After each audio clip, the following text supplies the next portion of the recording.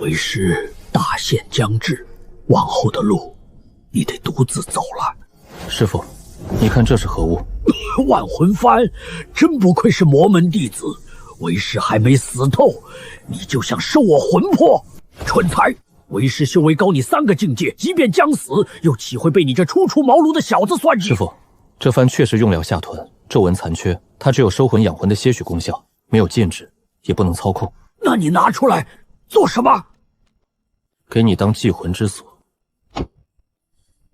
徒儿就这本事了，这万魂幡你爱进不进吧。你只是为了保我魂魄。不错，师傅，你也知道做孤魂野鬼不好受，一不小心还会被抓去日夜受刑。说不定徒儿将来得道成仙，也能为你重塑肉身。你这婆婆妈妈哪有半分魔门弟子的狠辣？师傅，你就说进不进吧。收！这法宝不一般啊，养魂之效怎会如此之好？徒儿据此改良炼制之法，剔除无用工序，改良皱纹。这小子难道真是个天才？徒儿，你这是做什么？把师傅您的尸身炼成僵尸。虽然您不是炼体的，炼成僵尸也是便宜货色，但有胜于无，总不能浪费，是吧？此子必成大器。你要用禽兽血肉练功，糊涂！野兽之血不可用，会损伤神魂，让你沦为疯子。书上只说不可用，却没说为何不可用。既然不知道原因，那就查明原因。你真要是人血怨气尚可消解，兽血为何不行？若能找出症结，魔修就不必非杀人不可。千百年来无人能解，你凭什么？也许不是无人能解，只是解开的人都不说。这位兄台，我们路过此地，孩子饿了3日，求你施舍一点肉汤。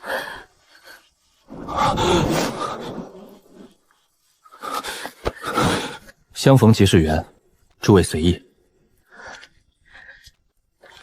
饿久了别大口吃肉，先喝汤，再吃肉泥。你们不像逃荒，怎会跑到深山？在下崔县人姓，县里突然下令要征10岁以下孩童3000个，送往清河剑派修行。我儿刚满周岁，我们只能连夜逃走。清河剑派天下第一，遇上他们先逃。难道这真是仙缘？县令是什么德行，你还不清楚？真有好事，他会平白送给百姓。有人假冒清河剑派，收集童男童女。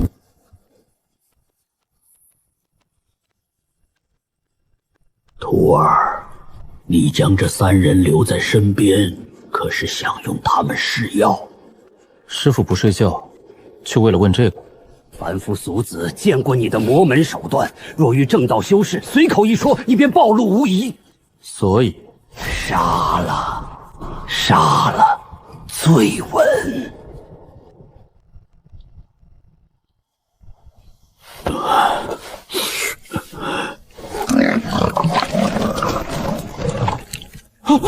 这些都是壮士一夜抓来的，不是口粮，是尸药。赵先生识字，帮我记录他们的反应。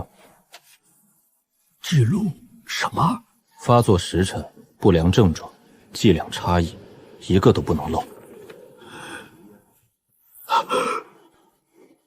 你真不准备用他们试药？人命不是药材。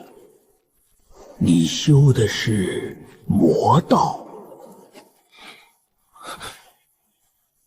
魔道又不是蠢道。清河剑派遇见百里不过转瞬，那假冒之事迟早引来他们，所以我更不能乱杀人。你若心慈手软，迟早死在这条路上。师父误会了，我只是不喜欢没必要的麻烦。良好一个时辰，野猪躁动，鸟先发作。不是体型越小越快，是灵气流转越乱越快。症结不在血，而在神魂杂孽。壮士，你究竟是什么人？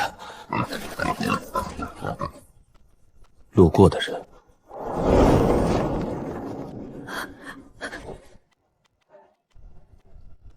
你看出什么了？兽血令人癫狂，不是因为兽血低贱，而是兽类神魂杂乱。若先以药性沉淀杂孽，再用静心法炼化，或许能用。或许修仙哪有不冒险的？你要亲自试，不然呢？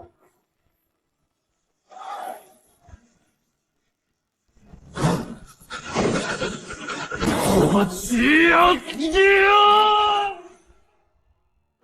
啊！壮士，别靠近他！不是我的念头，这是狼的饥饿、恐惧、撕咬本能。师父，念静心咒。你确定？快！如此助他助上。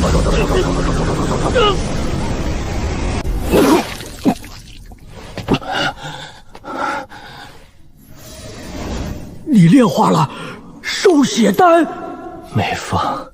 壮士，你救我们，又救自己，到底图什么？千金难买我乐意，这条路走得通，总算大功告成，吾道成矣。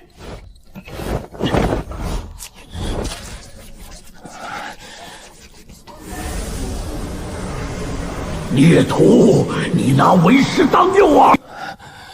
师父，我凑不齐第2张万魂幡。我现在风一吹就死了。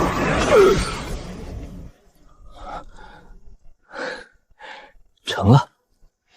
师父，我要去崔县。孽徒，你莫不是疯了？兽血丹能用了，可药效太低，山里的野兽不够。崔县有魔头，也有清河和剑修，所以更要去。走远些，耽误3、5年不算什么。这次3、5年，下次就是7、8年。我要叩开仙门，要揽星河入梦。师父，我会把你托付给赵河州一家。将为师扔了。等我修行有成，一定回来寻你。你一个初出茅庐的小魔头，还没到出师的时候。师父，你散尽了魔功。如此一来，清河剑派也看不出端倪。那你怎么办？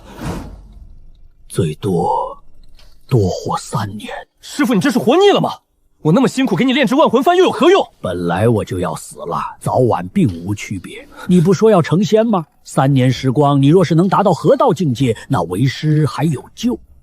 你还不如让我3年成仙算了。怎么，刚才的雄心壮志呢？若是这般气馁，你还修什么仙？为师要睡一觉了。如果不是要死了，少来打扰。河道便是成仙最后一道难关，过了之后，飞升成仙便指日可待了。3年河道，跟3年成仙没什么区别。行过小周天，念咒掐指诀，贫道我本是龙虎山，得了道的小神仙。此处乃是正门官道，按规矩是不许摆摊的呀。闲事莫理，你且看看那白帆。这字嘛，着实有些丑。谁问你字怎么样了？我是让你瞧瞧那白帆插在何处。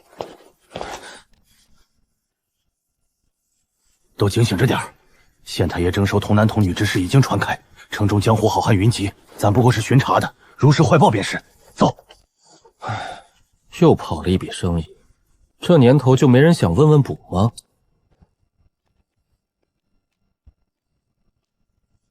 先生要问何事？你若算得准，还需要问我？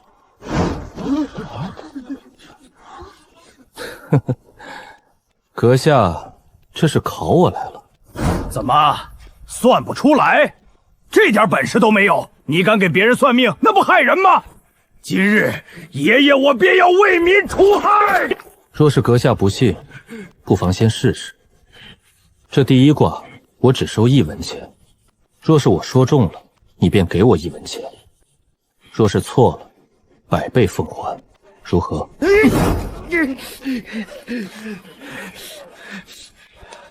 算准了，只收1文；算错了，赔我100文。此言当真？一言既出，驷马难追。诸位街坊都听到了，这小道士说的，他要是算错了，赔我100文。好，那就让我看看你的本事。你算算，爷爷我姓什么？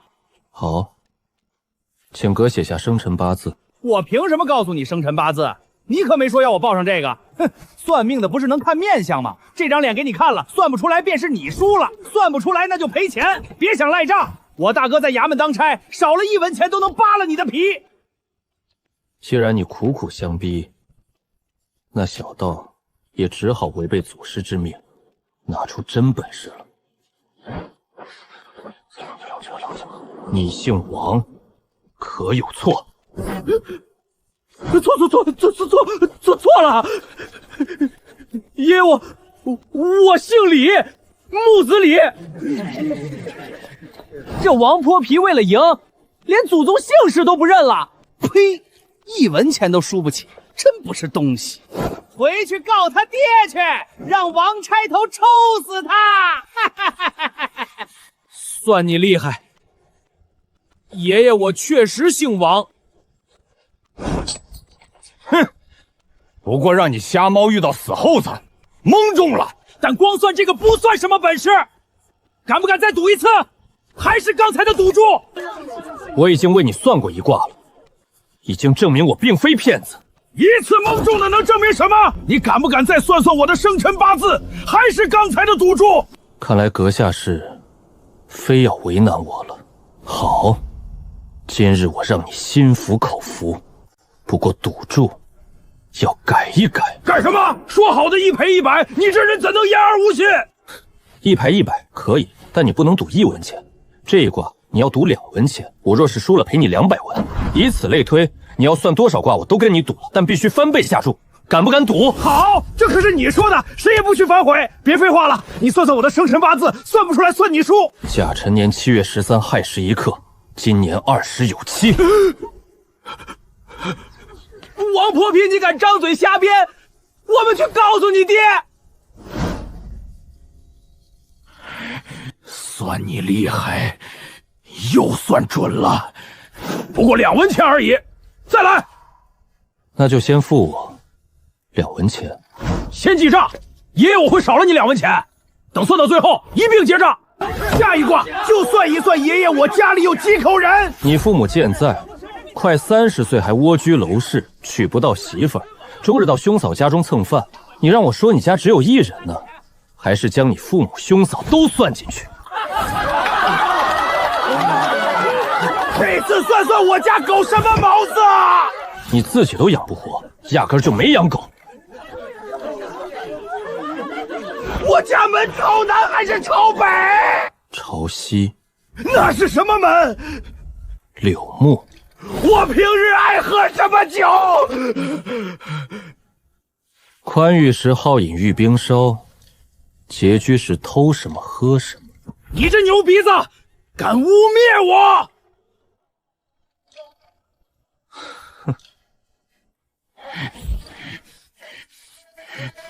我写字于掌心，你来猜是何字？你写了一个王字，但你拇指沾了墨，准备等我说出王字后再加一笔变成玉。王三七，你已经输了18次，你欠我524287文，算上你已经赔付的1文钱，你还欠我524286文。给你算个整，你欠我52万文钱，你还要继续赌下去吗？输一回1文钱，2回2文钱，3次可就成了4文。到第10次时，你便已经欠我2000多文了。骗子，你是个骗子！我去衙门告发你！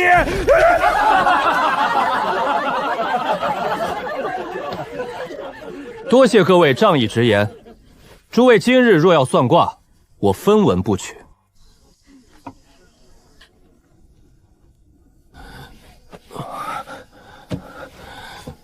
法力消耗过大，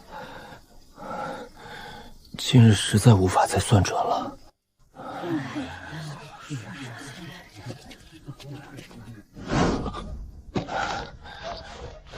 你还真是心急，说好半夜再来，免得旁人瞧见，怎么连几个时辰都等不及呢？道长莫怪，老夫病重，早几个时辰服药也能让他少受些罪。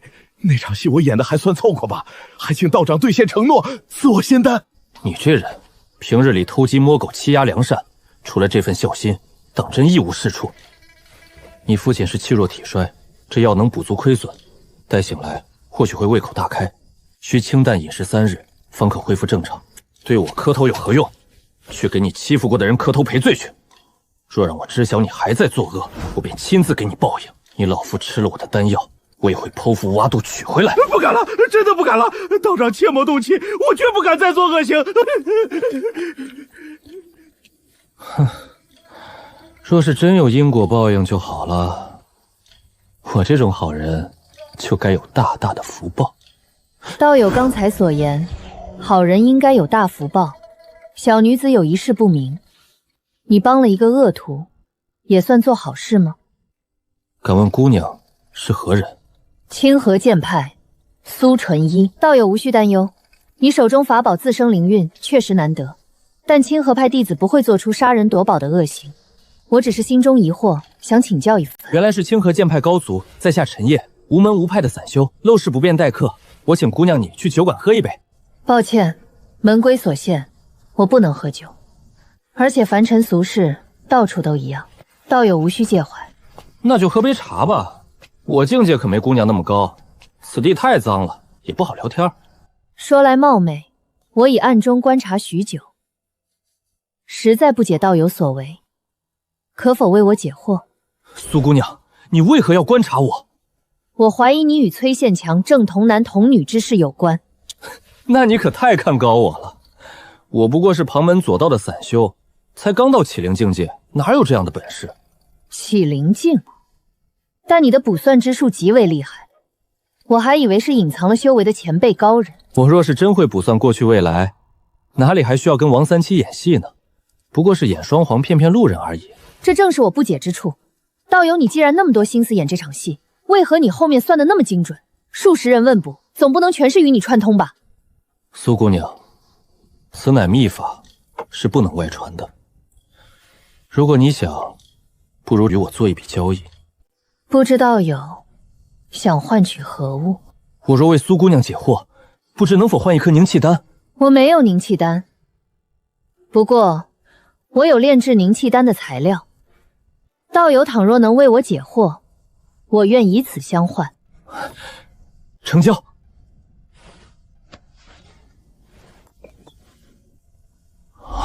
玄一路，这材料品质绝佳，清河剑派果然财大气粗。我一介散修，只能从巨甲豪商身上动脑筋。与王三七演戏是为了打响名气，寻常百姓没钱，倒不如免费算卦，让他们帮我宣扬，好招揽富有的主顾。凡人的钱财再多，对修行又能有何助助？苏姑娘出身名门，许是不了解门道。这玄机路虽罕见，只要肯出大价钱，还是买得到的。原来如此，道友是想骗取更多的钱财？当然不是骗钱，我会炼制强身健体的丹药作为交换，价格或许贵些，但绝不是骗。故意抬高价格，难道就不算骗了？做生意本就低买高卖，那万金的古玩也是泥土烧的，溢价凭人心衡量。我不造假，丹药是真的，能卖多少是我的本事。道友所为我已明白，但尚有一事不明。你说你不懂卜算，可为何算得如此精准？不过是江湖把戏，察言观色罢了。人之所求，无非富贵、平安、姻缘、子嗣。老人问子，多半人丁单薄，说的模糊些，他们自己便会对号入座。道友高才，受教了。不入流的小手段与修行无异，若非散修日子难过，我宁愿躲在深山，懒得费心思揣度人心。道友太谦虚了，这种本事在山中修行数百年也练不出来。请问道友，你帮王三七这样一个恶人，也算行善吗？坐而论道，这是正道师考量三观的最高规格交流。这姑娘一脸好骗，却又极难骗。若是在这双眼睛前撒谎，定会被看穿。若要问我本心，那我要说，因果已了便是善，孽缘纠缠不清便是恶。还请道友细说。我初到崔县，王三七想敲诈我，被我教训，他对我的恶便得了报应。而后为了打响名声，我与他合作，他演戏，我为他老父治病，互不相欠。我得了名声，他救了老父，因果了结得很完美，那便是善。那被王三七欺凌过的其他人呢？那是他们的因果，我让他去赔偿致歉，不过随口一提。那些人是原谅还是报复，是他们自家的事。待我得到所求之物离开，王三七日后是否收约，与我再无瓜葛。若依道友所言，弱小之人又该如何了结自身因果？只能默默忍受吗？达则兼济天下，穷则独善其身。凡人的因果究竟如何了结，那是仙人才该思量的问题。等我超凡入圣，位列仙班，或许就能让天下人皆得因果报应。让天下人皆得因果报应，这如何能够做到？待死后再行清算呗。若能让所有凡人死后尽聚一处，生前善恶皆于一面明镜中映照无疑，再依据未了结的因果，该下油锅的下油锅，该重新投胎的重新投胎。如此一来，可不就人人皆得因果报应了吗？重新投胎，这是何意？便是再度转生成人，或是牲畜，又或是花草树木。我不过随口一说，具体如何，等我成仙了再细想。坏了，这世间修士眼中轮回近乎夺舍，他该不会大喝一声大胆魔头，一剑削了我的脑袋吧？罪孽清算，了结因果，轮回重生。先生这番雄心壮志，真令我自惭形秽。我皆曾苦思如何拯救万民，即便掌门也未曾有过这般奇思妙想。这也并非我的独创，我不过是识人牙路罢了。先生谦虚至诚，深感佩服。我正有一件大事要请先生相助。请我帮忙？苏姑娘言重了，我这修为能帮得了什么？正是崔县强征童男童女之事。他至少是通玄境界，他都应对不来的麻烦，我这启灵小修士卷进去岂不是找死啊？苏姑娘，那假冒清河剑派的狂徒，当真如此棘手？实不相瞒，我查访多日，寻不见假冒之人的踪迹。那些被强征的孩童，现关在城外青莲道观中，暂无性命之忧。只是此事越发扑朔迷离，县令强征孩童，似并非受魔门蛊惑，倒像是得了朝廷中人的指示。凡人的朝廷，他们要这些孩童何用？这正是令我不解之处。临行前，长辈再三叮嘱，此行危机四伏，我会遇上此生宿敌，不可轻举妄动。长辈卜卦说我此行会邂逅贵人，助我化险为夷，看来就是先生了。我急需先生相助。依我之见，唯有你能查清真相。这可是天下第一的清河剑派，若是攀上关系，以后搞资源稳赚不赔，说不定还有救师傅的办法。富贵险中求，我愿出手相助，不过有个不情之请，我想先行炼制凝气丹，待修成丹田气海后，再着手调查。不知苏姑娘能否等候数日？修行乃根本，我城外恰有一处净室，可供先生使用。这几日先生安心修行，待出关，咱们再同查此事。多谢苏姑娘。只是城外路途遥远，不如我就在城里寻个地儿炼丹，需免受打扰。我以剑光携你出城，转瞬便到，无需担忧张扬。我可用幻术遮掩，旁人无法察觉。原来他还擅长幻术，怪不得之前感知不到他。苏姑娘，倘若你要用剑光带我飞出城去，我倒有个请求，还望你撤去幻术。这般行事，怕是会吓到旁人。不错，要的就是这个效果。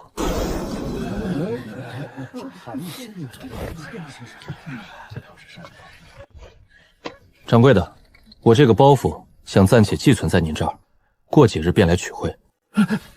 这位道长，小店往来人多手杂，实在难以为客人保管物品，万一有所闪失，这些全当保管费。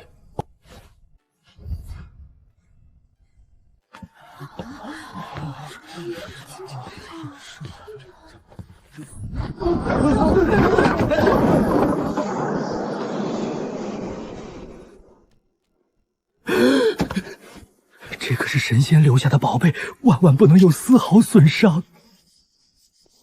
今日过后，我这小神仙的名号算是彻底坐实了。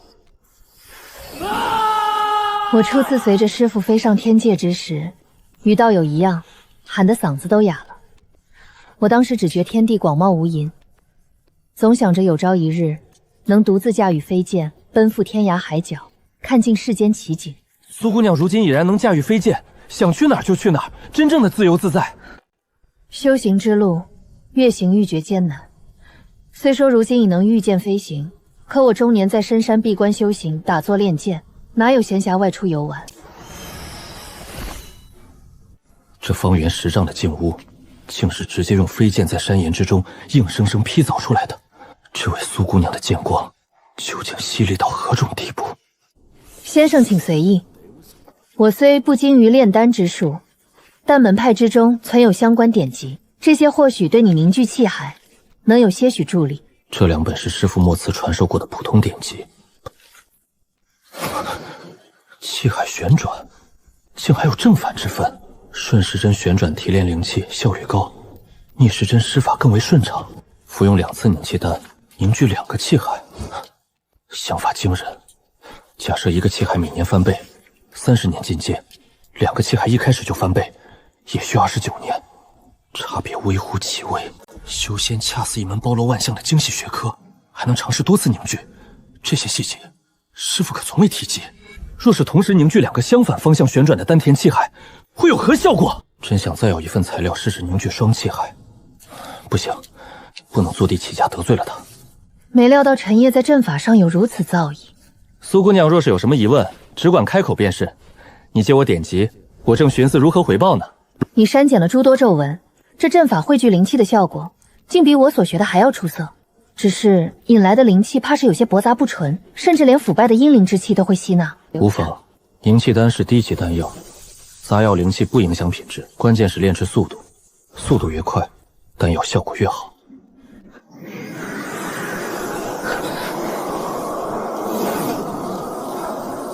苏姑娘，咱们还是先去查探一下这阴风的源头吧。说。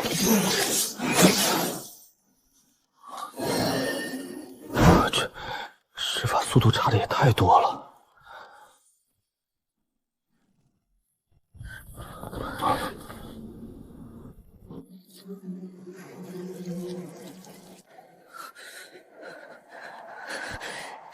这是魔门血炼之术，有魔头在用人血炼功。真不怪正道对魔门杀得那么狠，这手段，连我都想杀了这凶手。苏姑娘，看最上方的尸骸，怕是也死了数日，那魔头未必就在附近。无妨，我能找到。那魔头就在东北处，300里之外。300里追踪距离，师傅，咱们魔修还是见识太少了。此行或有风险，我未必能护先生周全，但斩妖除魔乃我辈义不容辞之事。我有3道剑符赠与先生，你可留在此地静修，少则3日，多则5日，我定当归来。这位苏姑娘，当真是嫉恶如仇啊！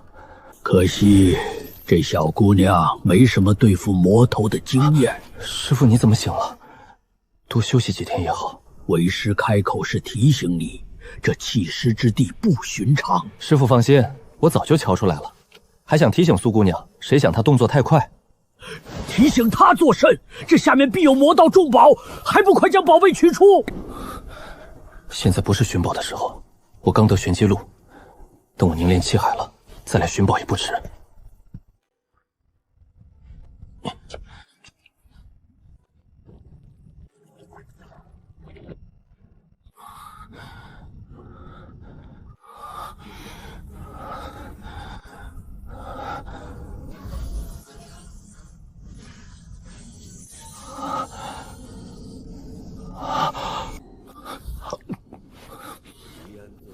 凝气丹入丹田，灵气环绕，外壳剥离。360周天，气血每转一次便淡去1分，气血消散，就是现在。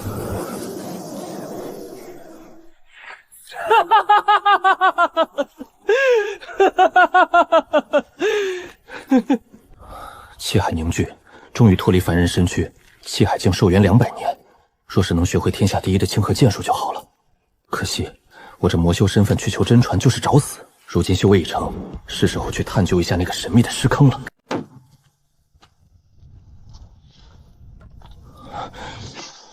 我来！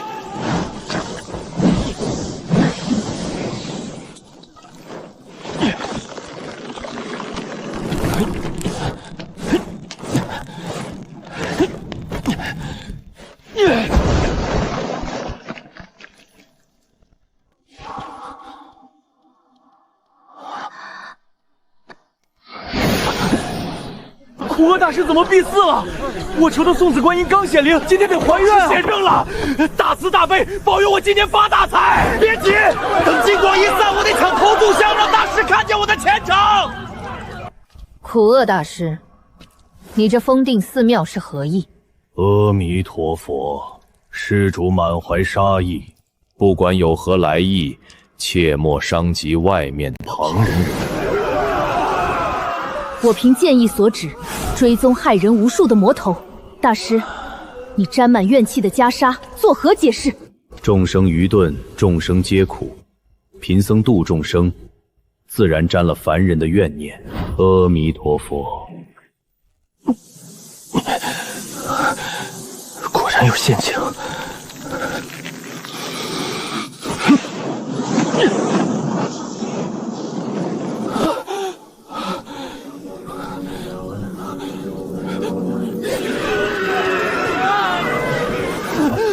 放下屠刀，立地成佛，自废双耳。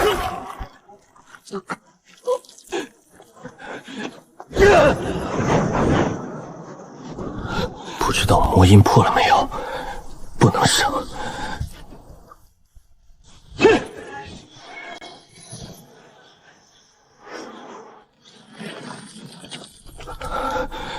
人血丹能治我这双失聋的耳朵，可惜副作用太大，暂且不急着吃。染血咒，恶毒至极，且切手繁琐。2道绝顶的清河剑符换这玩意儿，亏了。万魂幡比师傅那粗制滥造的玩意儿好多了。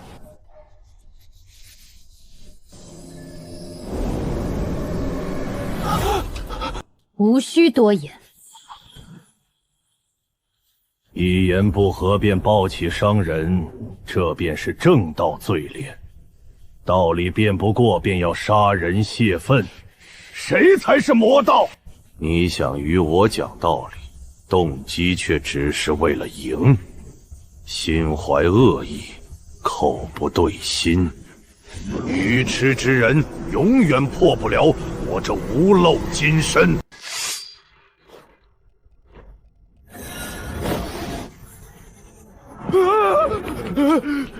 以身养剑，你不怕剑锋反噬，连神魂都受损？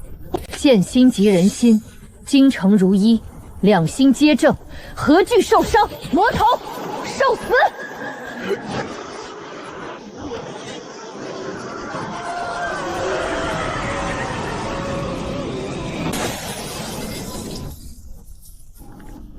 幸亏我准备了邪咒灵童。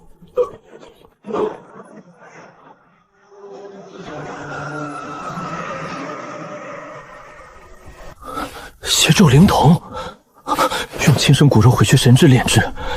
原来这满坑尸佛都是为了喂养他，确保肉身不坏。一旦魔头肉身被毁，神魂就会受阵法牵引，立刻降临在这琥珀里夺舍重生。等等，要是苏姑娘在那边把魔头砍了，她岂不是马上就会在我面前复活？这年头混魔道的，真他娘的谨慎！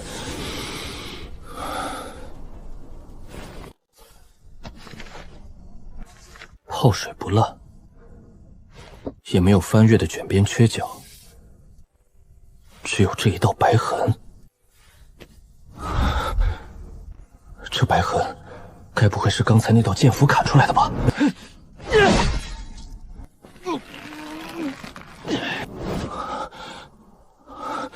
这书才是真正的宝贝，随便塞进衣服就是刀枪不入的护甲。这到底记载了什么传承？此因积善施救众生，手中金息震开地狱之门，大悲大愿，大圣大慈，本尊地藏菩萨。地藏本愿经，果然只有开篇这几句是地藏本愿经，后面的竟是一门高深莫测的神魂法术，全是作用于神魂的秘术。可惜都是伤神破魂之用，没有养魂之法，救不了师父。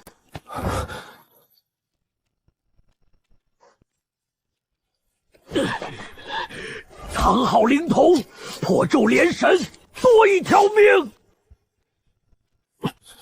师父，徒儿是3年便要飞升成仙的，何必为夺舍做准备？不忍之人，速毁之，否则魔头夺舍随手炼化你。师父，值得冒险。你夺舍经验丰富，如果我布阵阻挡魔头神魂，能挡多久？你难挡通玄一击，但神魂离体如无根之木，施法越多，消散越快，隔绝联系，困魂拖延。修仙哪有不冒风险的？万事俱备，就等苏姑娘斩了那魔头的肉身了。毕竟清河剑术天下可是第一呀。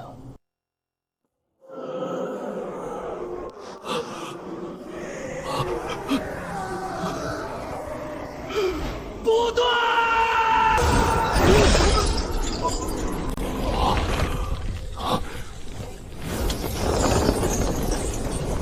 万魂幡，这是我的万魂幡！抓不住就砍了，保命要紧。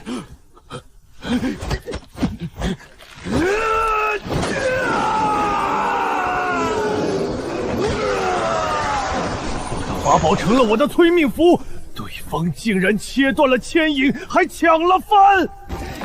阿弥陀佛，我与施主并无仇怨，为何害我性命？业障缠身，必有恶报！这和尚对着空气念叨，就能渡金身？人魂在衰弱，必须把他骗出来，同归于尽。施主，既然要害我性命，为何不敢出来一见？若是知道此事见不得光，不如回头是岸，撤去阵法还来得及。阿弥陀佛，大师误会了，我不是要害你，我是要渡你早登极乐。世间乃是苦海，回头是岸就是赶紧去死。我一片苦心，请大师走进我的幡吧。那你为何不敢与我相见？阿弥陀佛，我不求回报，不需要大师记住我的长相。施主如此做派，有损清河剑派威名。你若真有本事，解开束缚，让我见识见识天下第一的清河剑诀。我的好师姐啊，说好不暴露身份的。好，既然你知晓我来历，我也不能坏了清河威名。为公平起见，我解开万魂幡，与你公平一战。好，有担当，解开幡，我让你3招。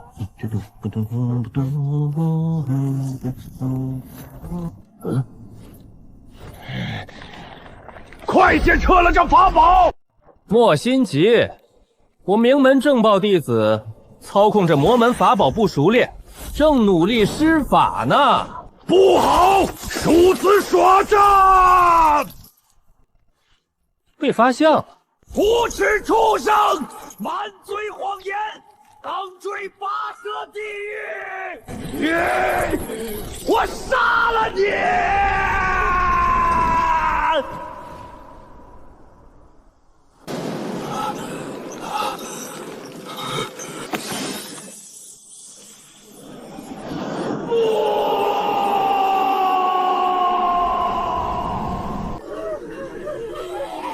叫得真惨，让他们报了仇，怨魂就不够凶了。法宝毁了一半。师傅，我还没龙透，没掏空他所学前，我会留他一口气。至于那些冤魂，总不能拦着人家报仇吧？万魂幡就是要冤魂培养戾气，一旦让他们大仇得报，戾气消散，哪来万鬼噬人的威势？师傅，账不是这么算的。这法宝废了一半，却能让我跟苏姑娘多换几张剑符，不亏。你以为那剑符是寻常灵符？那是他长辈送的保命重宝，这人情大得吓人。既然人情大，因果就越深越好。做人最忌讳墙头草。师傅，要跟苏姑娘合作，就绝不能中途暴露魔头本性，帮人必须帮到底。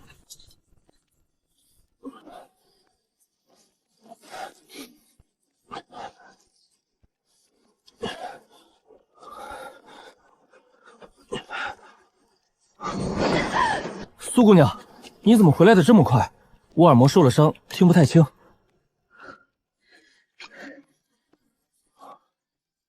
哦，多谢。我只斩了那魔头的肉身，让他神魂走脱，怕你有危险，便赶了回来。不过看来我来晚了，先生。关于那魔头的去处，还有这万魂幡，可否为我解惑？苏姑娘，我只知道那魔头想在这复活，至于他之前做过的恶事，不如我们一起来问问这幡里的大师吧。卑鄙无耻！你们清河剑盆与邪门歪道合作，算什么正道？小辈有种给我个痛快！大师太执着了，若世间有人谤你、欺你、辱你、笑你、贱你、恶你，你只需忍他、让他、避他、耐他，再待几年，你且看他。黄毛丫头，她能破我的邪咒灵瞳，她能炼化我的万魂幡，她也是魔道中人。你与这魔头为伍，清河剑派的清誉。此魔头乃先生所擒，生死便由先生决定，先生无需理会，我信你。多谢苏姑娘信任。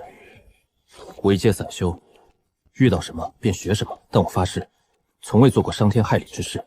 先生今日为无辜者报了大仇，只是这万魂幡与邪咒灵瞳，先生准备如何处置？我散修不懂规矩，苏姑娘觉得该如何？万魂幡内怨魂凶戾，按门规只能销毁，让他们无痛而死。但我不好越权处置你的法宝，若你愿意交与我销毁，我愿用我年幼时的剑匣交换，绝不比万魂幡差。苏姑娘年幼时用这么大的剑匣？当时年幼无知，见师傅的剑匣好看，便吵着要一个，只是觉得好看。礼物太贵重，我不能收。万魂毡由你销毁。至于这邪咒灵瞳，我想请苏姑娘帮个忙。这孩童还活着，这是我刚得的神魂秘术，若能改良，未必不能救人。我怕是10年也研究不透。但清河剑派高人无数，救人一命是大功德。如此高深珍贵的秘术，你竟拱手相让？我总不能养他10年，交给你，我放心。我答应你，我立刻送回门派，求师傅出手。若研究出救人之法，必抄注一份送给先生。师傅只剩3年，我没把握悟通这秘法，但借清河剑派这天下第一的大腿改良出来，师傅，你的神魂有救了。玉牌乃清河剑派之物，若遇他派修士责难，出示玉牌，可免去许多麻烦。剑降赠与先生。哼，别乱想，纠缠越深，身份败露之时，你死得越快。师傅啊，你怎么就没看出徒弟的一片虎心呢？我与苏姑娘如今交情不错，不仅能让她帮忙救治邪咒灵瞳，连这万魂幡都得了认证。苏姑娘不知道您的存在，我若是说师傅您本就是这万魂幡中的一个怨魂，我也能被清河剑派救活。别太着急，我和苏姑娘关系还没好到能让清河剑派掌门帮忙的地步。对，我再传你一些对付女人的手段，一定要将这小妞拿下。师傅，这就免了吧。你真要去查这童男童女之事，此事处处透露着古怪。这凝气丹都吃到肚子里了，省了10几年苦熬，总不能重新吐出来。罢了，你小子比我聪明，不过有3件事你需要听我的。师傅有何吩咐？第一，先将那剑匣炼化，那小姑娘已经将炼化之法留在剑匣上。第二，你还要选一门法术专心研习，以备斗法之用。好，我答应了。那第3件事呢？你如今的模样，再去催线会引来许多不必要的麻烦，记得蒙面。好。万魂幡斗法虽好，却难让人增长修为。可若真遇到以命相搏，我这需要念咒半天才能施展的搬运术，可比不得旁人念动即成的手段。师傅说我这副样子去催线会引来麻烦，难道这几天露宿荒野损了颜值？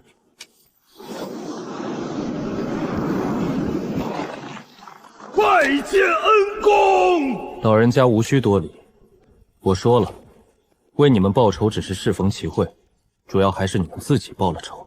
若无恩公相助，我等一辈子都是孤魂野鬼。也怪不得苏姑娘，魔道犯下累累血债，正道许多时候不得不矫枉过正。被害被杀之时，不见正道来救人，怎么到我们报仇雪恨之时，他们就来矫枉过正了？老人家这话问的有道理，回头有机会我也帮你想想，去问问那苏姑娘。恩公言重了，若是让恩公为难，便是老夫不知廉耻，忘恩负义了。这点小事不至于。老人家，那苦厄和尚招了没有？招了。恩公不问，我们便在藩里对他多用几次酷刑，将他毕生所学全挖了出来。这开口禅需要念诵经文，向涅槃宗供奉的佛陀借法。看涅槃宗弟子的行事作风，这连名字都没有的佛陀，多半是个邪神。向他借法，早晚得出事。居、所、问、行，还是这4门神魂秘术练起来稳妥。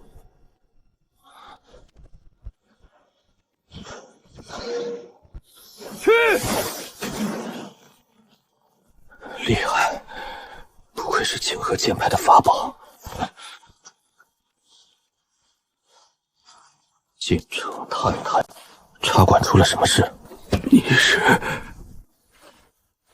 县长，你回来了！你终于回来了！你留在这儿的包袱被人抢走了，还伤了掌柜，小人多嘴，连累了县长，还请恕罪。你吃这个，腿能好得快些。那些恶徒在哪儿？叫什么名字？他们有10几人，小人不知道他们叫什么名字。他们之所以动手，就是吹嘘他们的公子容颜天下无双。我反驳了几句，他们便动手了，还留了一句话：若是要找他们，便去横道客栈找天字4号房。去吧，以后少做这些口舌之争。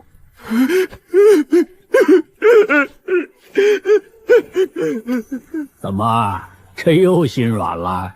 又要行侠仗义了？师父，若是我未曾遇到你，或许比这伙计下场还惨。他若不是遇到我，谁又能救他？这世间没有因果报应，当真是令人不快。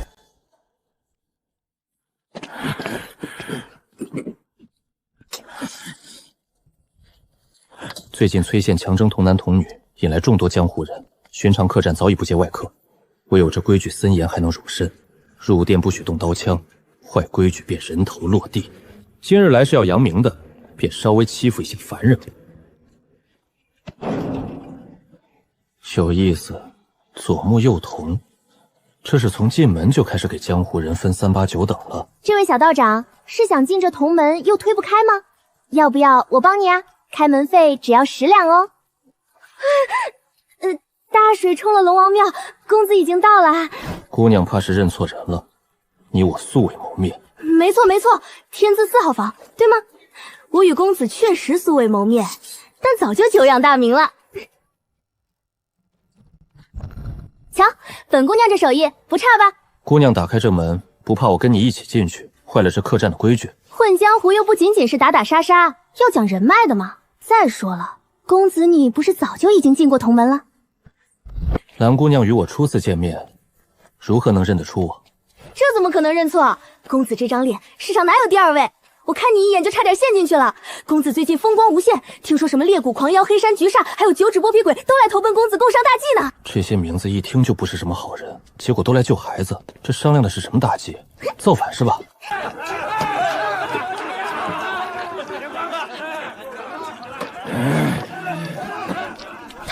他不是猎骨狂妖吗？听闻他最喜欢捏断别人的腿骨。公子，他不是来投奔你的好汉吗？看来没找错人。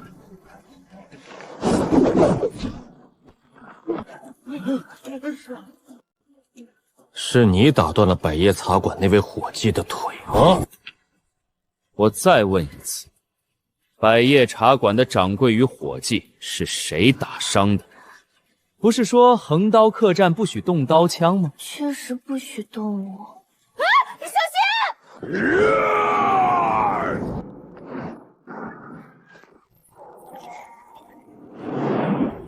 卑鄙小人，还敢伤我恩公！恩公，将他收入万魂幡，老夫让他哭都哭不出来。先不忙动手，让我问个清楚再说。这位朋友，有什么仇怨码可以在客栈外解决？横刀客栈的规矩，想必你也清楚。掌柜的，客栈不许动武，刚才他动武，你看不见。他已经喝得烂醉，如今被你重伤，便算受了惩罚。但朋友，你坏我客栈规矩，这笔账该怎么算？如今我也喝醉了，掌柜能宽容吗？哼，可以。等你脑袋也塞进地板时，我也能通融。当真没意思。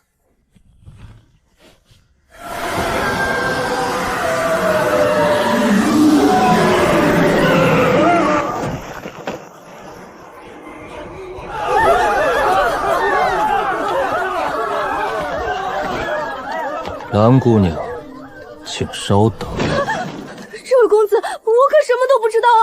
我只是认错人而已，高抬贵手，请饶我一命啊！你还在演戏，蓝姑娘，你故意将我带到此处，为的就是让我与他们闹起来。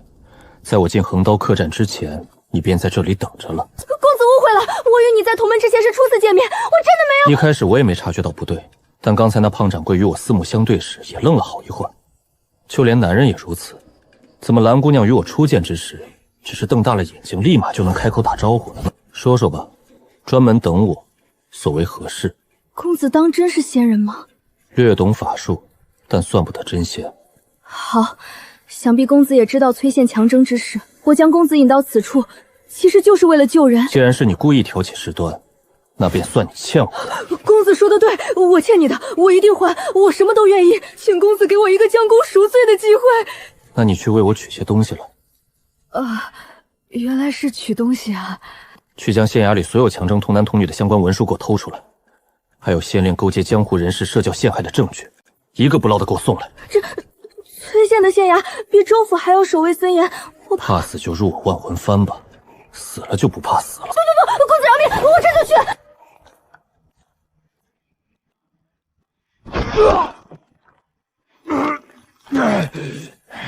有种，给老子一个痛快！皱一下眉毛，算老子是孬种！你们那个江小姐在哪儿？强征童男童女之事，是否与她有关？呸！让我出卖小姐，你想都别想！哪怕粉身碎骨，我也不会告诉你半个字。本来还想先学定身咒，非要逼我先学刑讯逼供。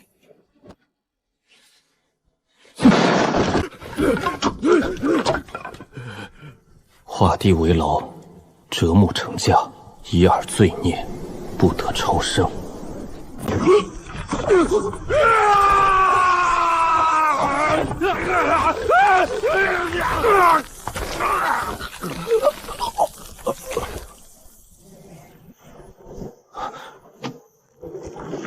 不好，遇到同行了。这是魔门的魅惑之术，那江小姐竟也是个魔头，莫非她就是崔县强征童男童女的幕后黑手？师傅，这魅惑之术怎么解的来着？好恶毒的手段！这残货之篇至少要损耗30年头命，估计是自己摸索出来的，所以我也不会急。说吧，那位江小姐是谁？江小姐，我们跟她见了一面，就被她感化了。她刚来崔县2天，就跟县令勾结，用我们做诱饵，把真正的侠士骗来这里。县长饶命啊！这一届江湖人的素质，未免也太低了。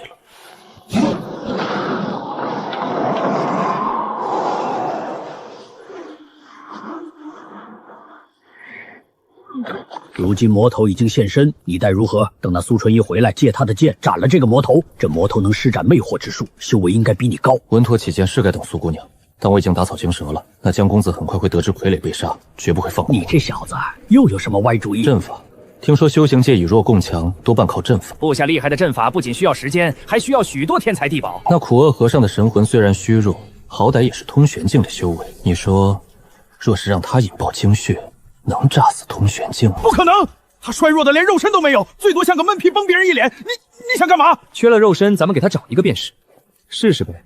既然要做，不如做决绝些。你小子真发疯啊！炼尸控魂可是魔门手段，而且你未必有那么多时间可以准备，对方随时会追来。拼一把，再不行，我还有苏姑娘的剑符保命。而且，徒儿有办法拖延一下。清河剑派外门弟子陈叶琴恶图于此，欲寻仇者，7日后黄昏。城南百里无名孤峰，了断恩仇。这玉牌可是真货，你就用来骗人？做戏做全套，不然怎么骗得过魔头？说的轻巧，你这杀人炼魂又准备炼尸，不怕你的苏姑娘知道了直接砍你脑袋？我有自己的行事准则，罪大恶极之人杀了也就杀了。如今是清河剑派地位高，但无于我，何必低眉顺手？吃软饭能吃得这么硬，真是个不要脸的小魔头。师妹，你这整天板着一张脸，这脸色是给谁看的？若是看不惯，没必要委屈自己坐马车。得意什么？到时候还不是要被师傅一口吞了神魂，魂飞魄散？师兄是盼着师傅晋升失败，好夺舍了我们。等此事了结，我就让师傅将你送给我，让你知道什么叫生不如死。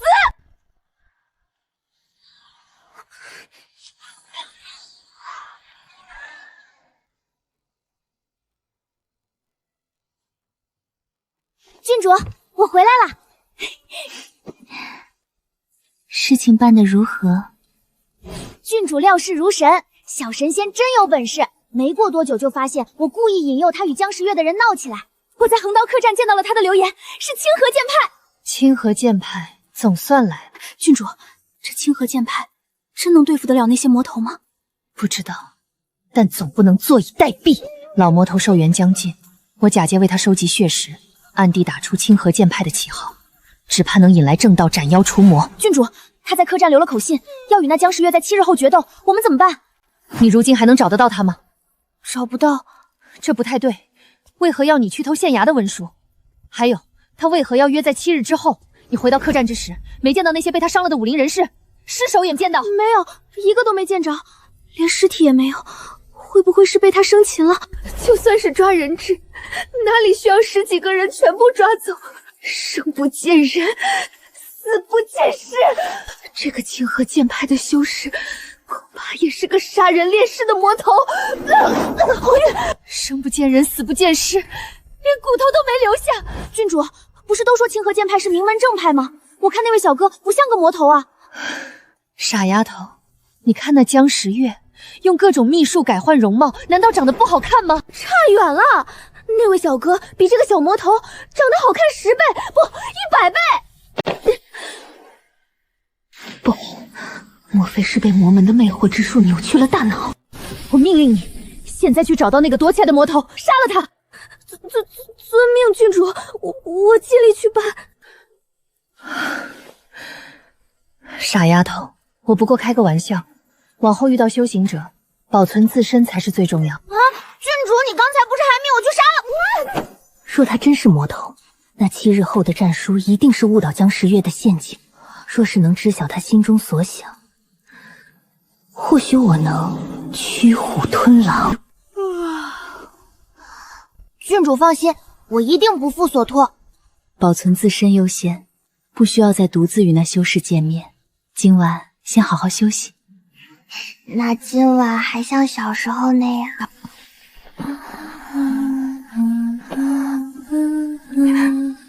我知道，你一定要活下去，替我们活下去。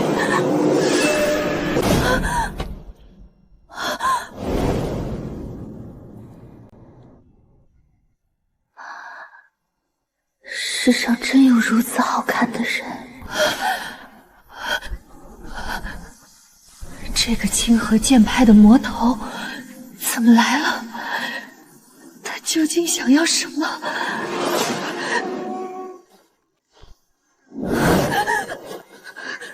不知道长想知道什么？我想知道这崔县强征童男童女，究竟是为了谁？我可以告诉你一切，但你先告诉我，你对小石头做了什么？放心，我不曾动什么手脚。既然我已为你解惑，那你也该回答我的问题了。不错，强征3000生灵确实是我的命令。我拜天武老人为师，他修炼魔功需要3000生灵。郡主，无需如此。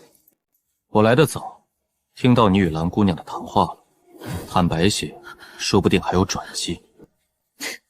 你怎么说的像是要救我一样？你这般软话，不过是想要知道这法阵的秘密。你还不如直接杀了我搜魂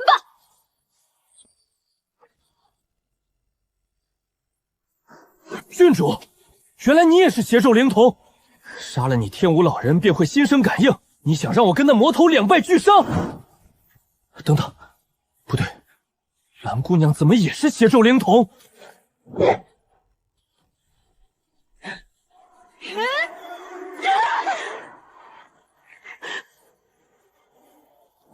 郡主，刚才你弄出这么大阵仗，就是为了救下蓝石姑娘。既然连死都不怕，何妨拼一把，相信我一次呢？蓝姑娘，你若想让郡主活下来，那便劝一劝她。我真心想要救人，不仅仅是那3000无辜生灵，还有你们主仆二人。郡主，要不我们就试试，反正我们也反抗不了。道长宽宏大量，我也不会有所隐瞒。不过，你究竟想知道什么？郡主，其实你与这位蓝姑娘不是主仆，而是血亲姐妹吧？不错，蓝石是我的妹妹，也是所有兄弟姐妹里唯一活下来的。那老魔头从我记事开始，逼着我将他们变跟我一样的傀儡。那么多年，只有蓝石活了下来，其他都死在我的手上，是我亲手杀了他们。所以，你故意引来清河剑派，就是为了将事情闹大，希望有正道修士可以救你脱离苦海，对吗？确实如此。我想，你其实并非清河剑派的修士，也只是假冒正道，对吗？猜得不错，我确实并非正道修士。最后的希望也没了，到时候吴老人便要出关，我们姐妹终究难逃此劫。不过，我还真认识清河剑派的修士，他们一定能救你们出苦海。当真？自然是真的。只不过在此之前，请郡主将那魔头所有的情报都告诉我。他如今是什么修为境界？我对修行所知不多，但听他说，他早已是通玄境，这次是希望神魂蜕变，突破到化神境界。还只是通玄吗？那便简单了。苏纯一也是通玄境，但清河剑派天下第一。郡主，你能确认那天吴老人何时出关吗？不知道，那魔头神出鬼没，他只嘱咐我收集生灵，等办妥了，江时月自会通知他出关。兜兜转转，又是江时月，他是什么境界？气海境。他曾逼我耗费许多人命，帮他寻来洗炼肉身的钢煞之宝，结果谁想到他伸手抓起一枚沾染钢煞的玉石，当场惨叫出声，吓得直接扔了出去。从此之后，那一箱用生灵换来的钢煞玉石就被锁在他的密室之中，他再也不敢碰，根本不敢突破境界。谢国大妖的徒弟，竟是个不敢吃苦的废物。道长问的这般仔细，是要对付那江时月？魔头多是自私怯懦，他若真去涉险，必定有诈。若能让他们内斗消耗，或许才有一线生机。江时月无足轻重，若除掉他，反而会惊动那老魔头马上察觉。郡主，眼下孩子们并无安危之虞，倒是你与蓝姑娘被中了诡异禁制，若不能及时解决，随时会万劫不复。若是道长真能救我姐妹脱离苦海，我愿意。可别乱说，我不求任何回报，你可别传出去毁我清誉。这要传出去变成邪恩图报，我以后还怎么在苏纯一那儿抱大腿？难道这世上真有好人？说好的解除恶咒，怎么像个采花贼？两位姑娘见谅，在郡主府解不开恶咒，这样带你们走能省时间。这天大地大，只要那老魔头还活着，我去哪里都没区别。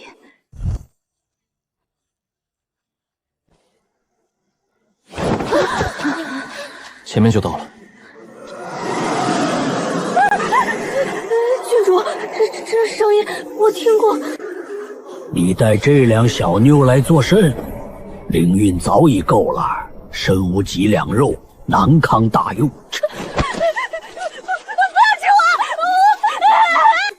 道长，这便是你说的救人之法。哎，师傅，你就别吓唬小姑娘了。这两位是我请来的客人。让你蒙面你不听，惹下这么多风流债，让那苏姑娘看到，我看你怎么解释。师傅，你能不能别胡乱猜想，去忙你的，这里我自己处理。这场面确实容易让人误会，两位若不愿相信，可自行离去；若愿意信我，便随我来。我愿意相信道长，若是真有歹意，也不用如此麻烦，对吗，郡主？既然如此，便劳烦道长了。我会取两位的一缕灵气，让师傅捏造2个替身，将你们身上的恶诊过去。但替身必就气息不纯，有可能马上被那老魔头发现。小石头，你去把把风，以免有人打扰。哦。道长，能否将小石头身上的恶咒转移到我的身上？那样是否更有把握？郡主若是真要牺牲自己，我倒是有另一个办法。道长请讲，只要能救下小石头，我都愿意，我都愿意。那是我的法宝，你愿意入万魂幡吗？我这一生本无意义，若不是为了小石头，我早几年就自我了断了。想来那魔头就是故意留他性命，让我舍不得死。终究没等到苏姑娘的剑光。动手吧！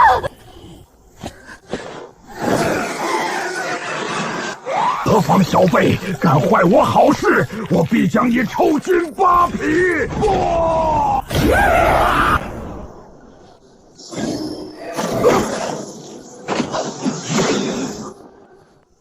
死，与我同死！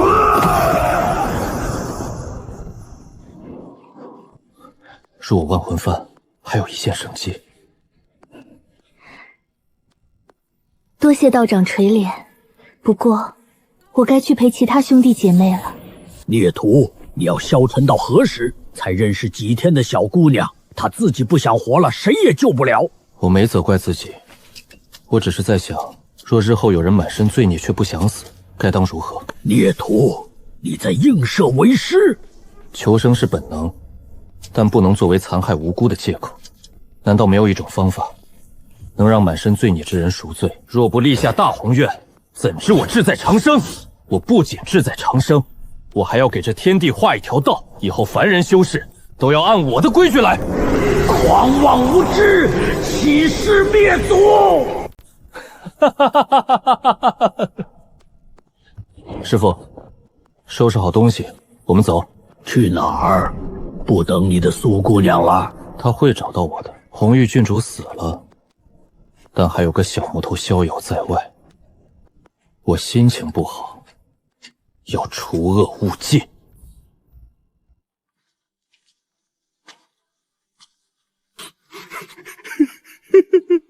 明明全城带笑，为何又人人带笑？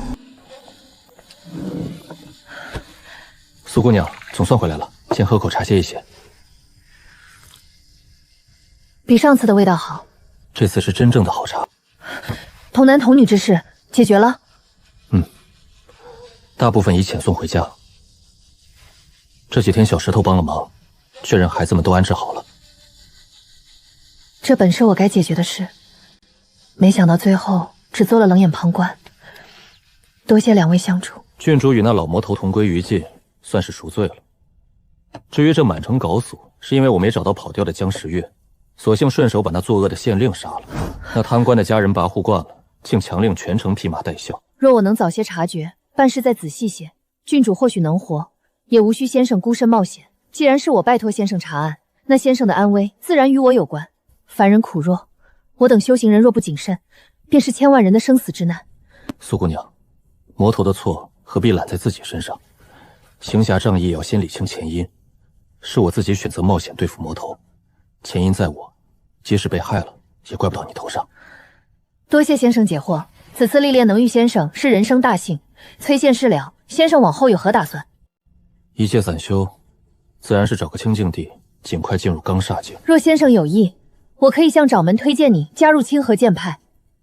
掌门对先生赞誉有加，还命我传话，先生所传秘术事关重大，剑派愿以法宝作为谢礼。龟派掌门听说我的事了，不过分别之前，我有一事相求。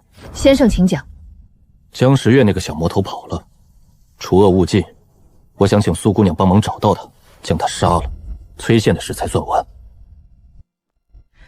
先生所言有理，这一次我绝不会再让先生孤身犯险。蓝姑娘，我们要去斩妖除魔了，你若有意，便随我们一同前去。待解决了江时月，为你报了仇，你便可以无牵无挂去过自己的日子。你若是无处可去，我可以为你寻一处落脚之地。清河剑派附近的城镇富庶安宁，想要好好过活并不是难事。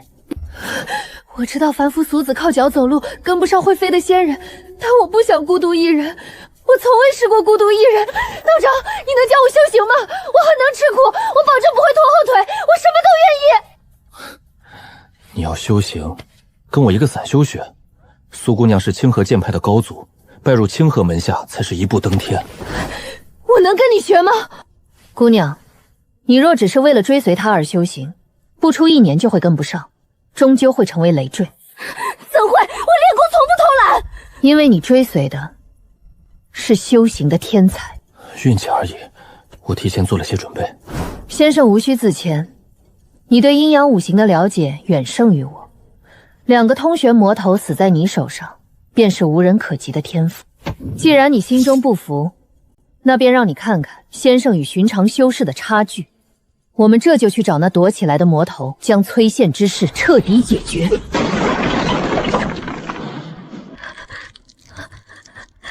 先生稍等，我这就将那魔头找出来。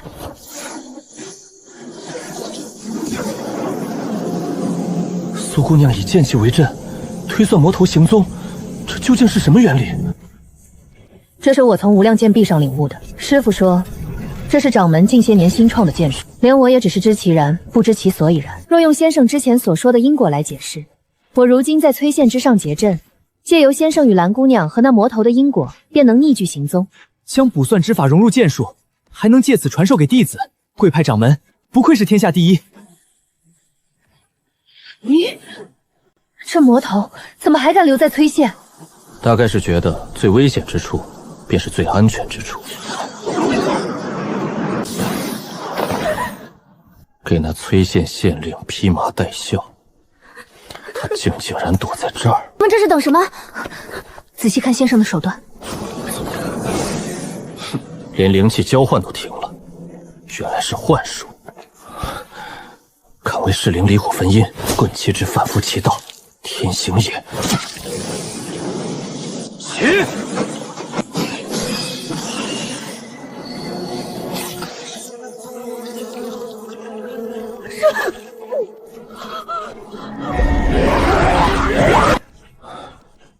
魔头就是魔头，草菅人命，只当等闲。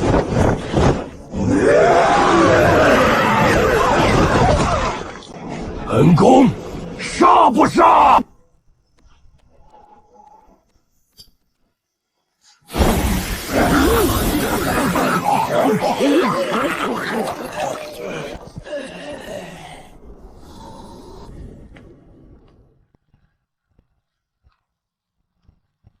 你为何咄咄逼人？我师父莫名横死，崔县变天，我只想在此躲避3、5个月。大家都是同道中人，没必要拼个你死我活。华夏道来，什么都可以商量。谁跟你这魔头是同道中人？你敢说你不是魔门中人？拿着万魂幡，用着下三滥的迷药，难道你真以为假冒清河剑派弟子没人能看穿吗？这位就是正牌的清河剑派弟子，你不服可以问问他的意见。当我是傻子吗？当着清河剑派弟子的面用万魂幡和魔门迷药，他要是清河剑派的，我将名字倒过来写。跟个死人解释什么？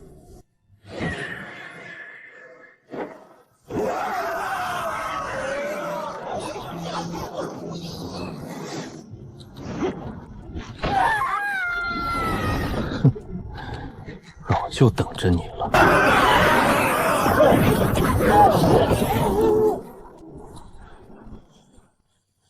速速投降，助我万魂幡，好好忏悔你的罪孽。早就猜到你会跑，别，什么？饶命！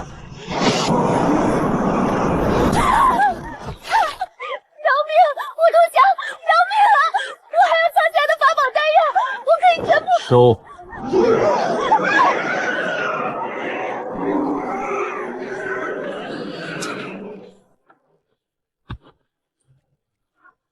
这魔头看着年轻，但眉间玉洁，灵光晦暗，一看就知道是用丹药维持容貌。小姑娘，你觉得你真能跟得上先生修行的脚步吗？随我去清河吧。你若是寻得修行的意义，将来总有一日能再见。仙女姐姐，我随你去清河。多谢苏姑娘出手相助。先生知道清河剑派弟子稀少，蓝姑娘资质不凡，心思单纯，正适合我派。回茶楼歇着吧。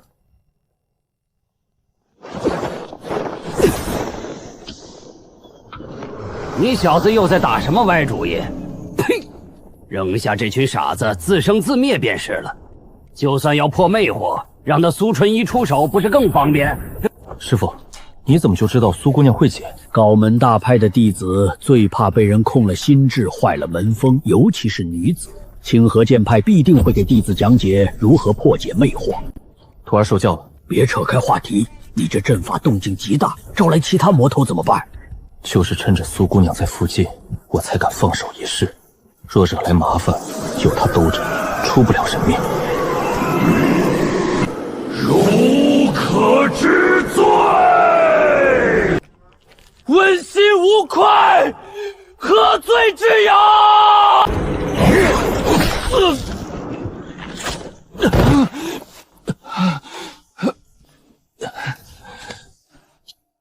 骗人容易，骗自己就难了。去。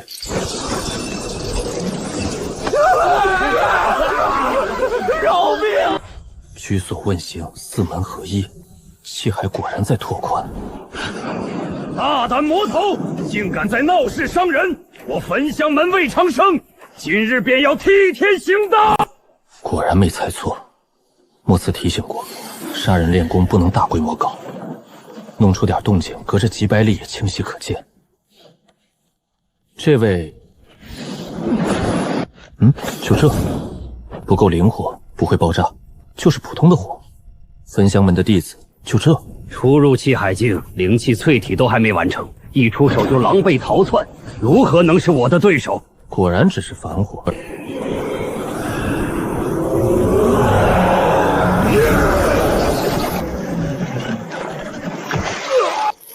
这铁钩锁链的威力是按罪孽算的，我这小魔头挨一下也就胸口挨一拳的程度，这名门正派的弟子怎么痛得满地打滚？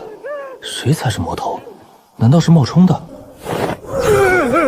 公，你这神通好吓人，我身子发软，动不了。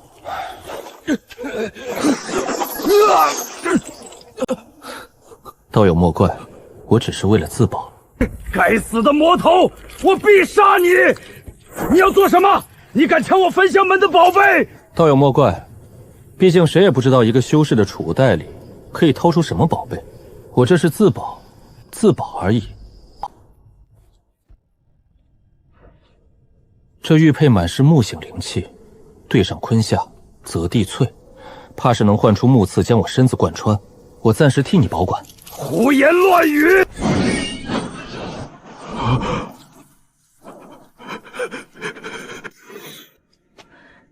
先生可有受伤？这位说是焚香门的弟子，不知道苏姑娘是否认识？这位是焚香门的魏长生魏师兄。魏兄一表人才，看着便知道出身不凡，刚才多有得罪。苏师妹，这可是个魔头，你怎么会与他如此亲近？请魏师兄慎言。他手上的可是万魂幡，你难道没看见？人心中的成见是一座大山，任你如何努力也是搬不动的。若是手执万魂幡便是魔头，那这又如何？魏兄，你如今手执万魂幡，难道你就成魔修了吗？强词夺理！是否强词夺理？相信魏兄心中有数。魏兄方才痛不欲生时所见之事，也算强词夺理吗？如果真是一场误会，就请解了我身上的禁制。既是苏师妹作保，魏某便信这位道友一回。一场误会，还望道友海涵。既然是误会，大家都无需放在心上。既然如此，道友是否能将东西还我？哦，魏兄说的对，是该还你。我的玄日龙纹盘，我的保生丹，我的灵符，卑鄙小人，此仇不报，誓不为人。分赃时候到了，苏姑娘，你看看有没有用得上的。先生是何时许下这些法宝的？这保生丹，苏姑娘应该用得上。这怕是不好吧？无妨，算我送你的。我忘了告诉先生，魏长是调焚香门来求传授秘术。你是说那地藏本愿经？你随便处置便是。苏姑娘，我看那位魏兄还是怀恨在心，我们这就去找他，冤家宜解不宜结。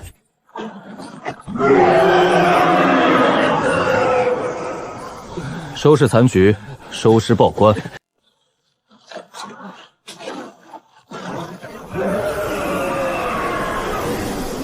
原来这4门秘术，不过是地府鬼差惩罚罪人的手段，专攻神魂。阵法已拆，你们收拾残局，收尸报官，凡人的事，凡人自己解决。苏姑娘，那焚香门一共收集了多少种天书秘术？根据坊间传言，已超过10门，且每一本内容都不相同。焚香门推崇博学，最有名的是《太上丹经》，其炼丹术是毋庸置疑的天下第一。不知道用地藏本愿经能不能把他们保库换空？除了这太上丹经，还有哪些天书？比较有名的还有灵炉真术、八门遁甲以及鲁班书，分别是医术、风水阵法与机关符咒。焚香门弟子日常都要学3门以上的杂学。苏姑娘，有什么不对吗？魏长生不应该跑得太远，除非他故意躲起来，否则我们早应该追上了。能否用那占卜剑术来找到他？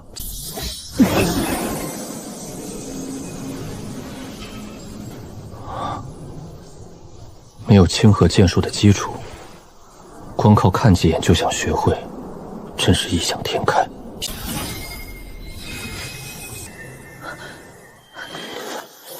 小心！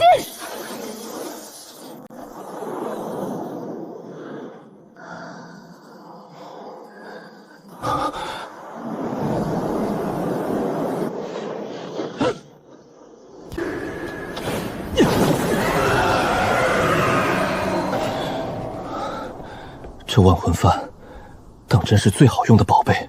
别大意，你们招惹到大麻烦了。师傅，刚才怎么一回事？是不算反事，你最好马上扔了这小姑娘逃跑。师傅，你让我扔下苏姑娘逃命，不然呢？她是清河剑派弟子，扔下她或许还能活。你留下来不过是多死一个蝼蚁。师傅，请恕徒儿不孝。藩内诸位，请护我师傅周全，有多远逃多远，去清河剑派。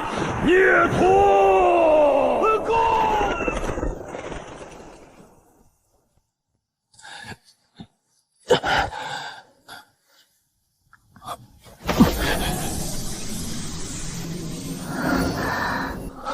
苏姑娘，你感觉如何？剑气反噬，并无大碍。也就是说，不能再御剑飞行了。抱歉，连累你了。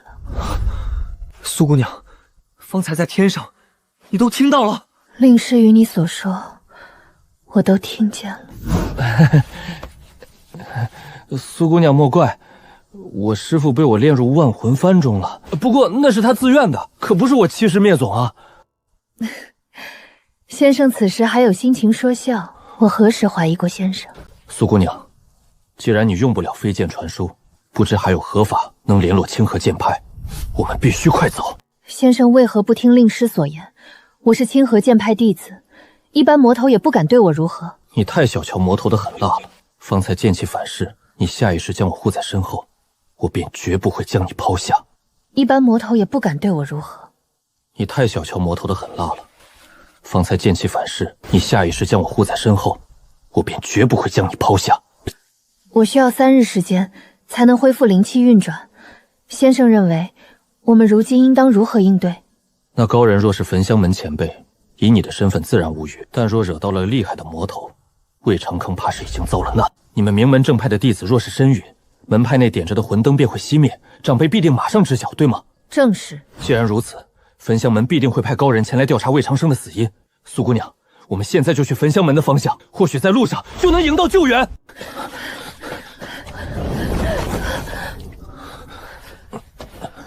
先生，我已然无碍。苏姑娘，刚才可是有所感应？先生果然神机妙算，留在石碑下的草人已经破碎。还真是运气，那老魔头果然不会卜算。卜算之道神秘莫测，他修为再高，也只能靠因果模糊感应方位。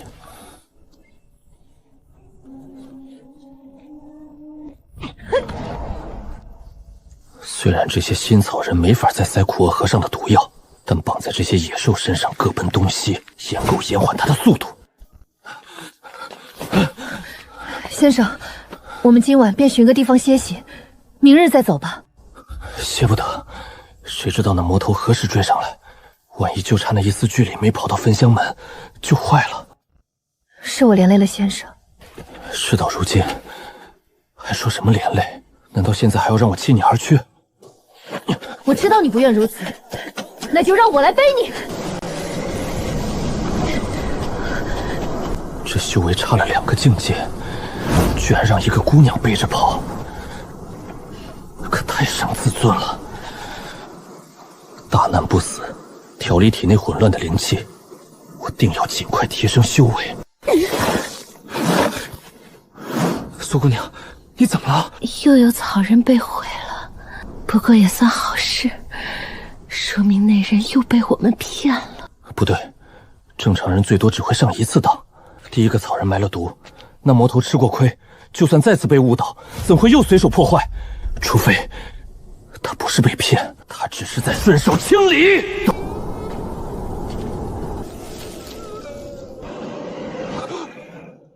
阿弥陀佛，两位施主，让贫僧一路好找啊！贫僧只选错了2次，便选中了你们所在的方向。阿弥陀佛，此乃缘分也。阿弥陀佛，大师追了这么一路，也不直接动手，想来是准备与我们聊上几句的。你便是散修陈业，这一路上的算计都是出自你手？微末伎俩，入不得高人法眼。我看施主你年纪不大，竟然能精研此道，我那苦厄徒儿死得不冤呐！那苦厄和尚是我战杀的，你若是要寻仇，便杀了我。冤有头债有主，你要寻仇便来找我。阿弥陀佛，两位都说是自己犯了杀戒，贫僧难以分清真假，不如要杀便杀！你已经超凡入圣，对我们这些小徒役还玩什么手段？传出去不嫌丢人！施主有所不知，究竟是谁杀了苦厄？此事对贫僧意义非凡，若是不能弄清楚，此事便不能善了。阿弥陀佛，两位施主稍安勿躁，与贫僧一同念念国书，化解心中戾气，一切便都明了。观自在菩萨行深般若波罗蜜之时，照见五蕴皆空，度一切苦厄。舍利子，色不异空，空不测色，色即是空，空即是色，受想行识亦复如此。哇！观自在菩萨行深般若波罗蜜之时，出现在混川贝壁佛中。这和尚在借铂经是什么邪术？君期颁将在这波罗昧不行，不复得驾走。你施主，我那苦厄徒儿可是被你所杀。苦厄和尚肉身是我斩杀的。你施主是信人，之前所言不虚，那么我那徒儿的神魂便是毁在这位陈施主手上了。苏姑娘，他早就知道结果了。老和尚，别废话了，我不仅收了他的神魂，还将他扔出去跟另一个老魔头同归于尽了。要动手就快点儿。那施主，你也跟我念一念佛经。念就念，观自在菩萨行深般若波罗蜜之时，照见五蕴皆空，度一切苦厄。舍利子，色不异空，空不色色，色即是空，空即是色，受想行识亦复如此。舍利子，是诸法空相，不生不灭，不垢不净，不增不增，增不减。等等，施主，你刚才念的是什么吗？这不就是心经吗？等等，难道这老和尚不知道心经还有后半段？施主，你如何知道这心经还有后半段？出家人不达狂言，可不能胡编乱造。我不仅知道心经，还知道许多佛经。想来你们涅槃宗大多佛经只有残篇，我可以为你们补全，就搜我的魂。但凡我神魂缺了半点记忆，都是你们的损失。涅槃宗绝不会放过原版凤经，哪怕他们会直接搜魂，我也只能拿脑子里的经文当筹码赌一把。先把苏小姐送走，杀苦厄的是我。我有原版上古佛经，你若敢伤他，便立刻自绝神魂，让你什么都得不到。阿弥陀佛，陈施主误会了，贫僧可不是涅槃宗的魔头，贫僧法号方圆，来自慈心寺。慈心寺？可你刚才说苦厄是你徒弟，那苦厄用的是涅槃宗的神通开口禅，绝不会错。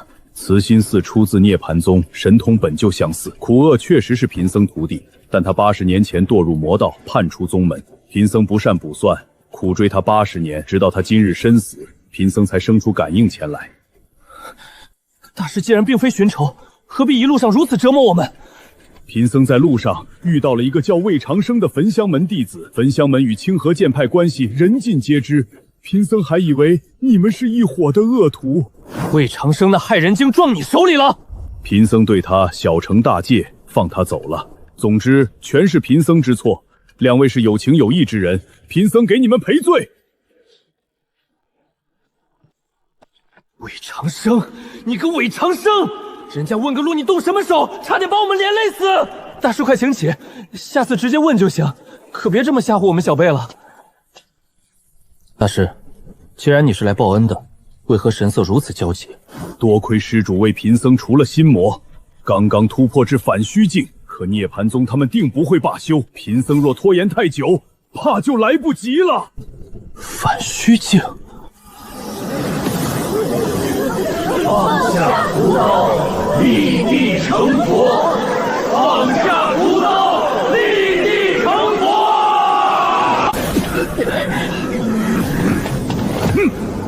阿弥陀佛，该放下屠刀的是你们才对。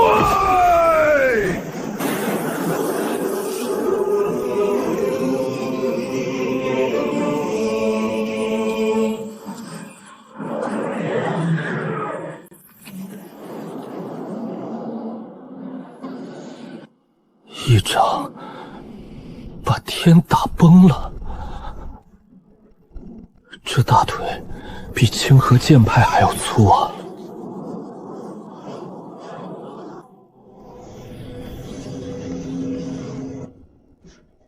先生无需羡慕，以你的天赋，反虚境只是迟早的事。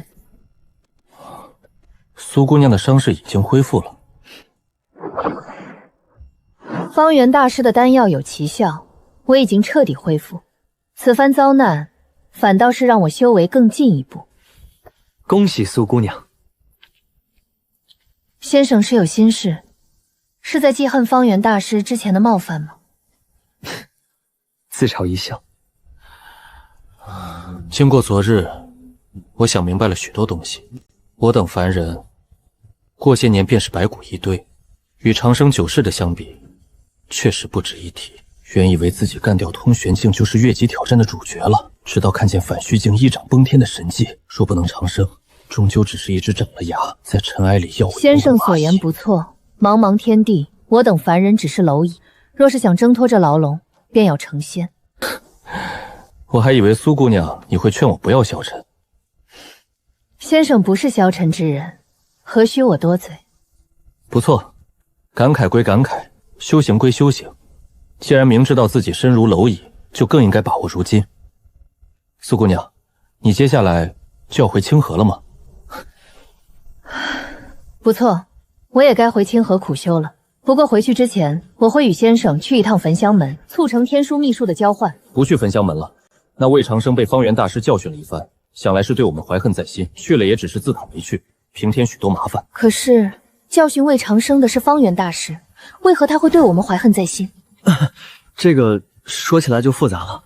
不过焚香门我就懒得去了，我如今只想尽快提高修为。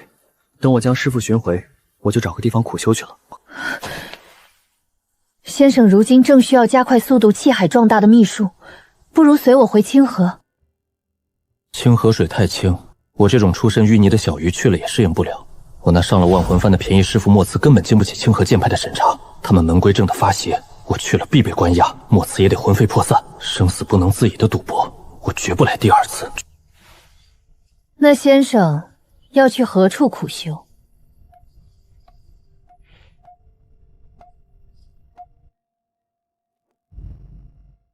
你准备去当和尚？我不是，只是慈心寺毕竟是旁门。女施主，这话贫僧可不能当听不见。大师，我并非有意冒犯。无妨无妨，苏施主所言也不错，慈心寺终究是旁门。只因我佛门经卷残缺，又有涅槃宗这等魔门，坏了佛门弟子的名声，被世人误会也不奇怪。大师慧眼，我只是想用心经换取慈心寺的宗门秘术，想来慈心寺应该也有，只是不知道能不能换。这经卷对我废纸一张，换来石大师的实力，才是净道理。能换，如何不能？不过不需要换。当然不需要。贫僧此番来寻两位，是为报恩耳。只不过慈心寺的修行之法多有忌讳，未必适合施主，而且肯定是比不了清河剑派与焚香门的秘术。大师客气了，对我这散修来说，能有就不错，哪能挑剔？不过这心经全文，难道大师不要吗？陈施主所求之物，贫僧也猜得到一二。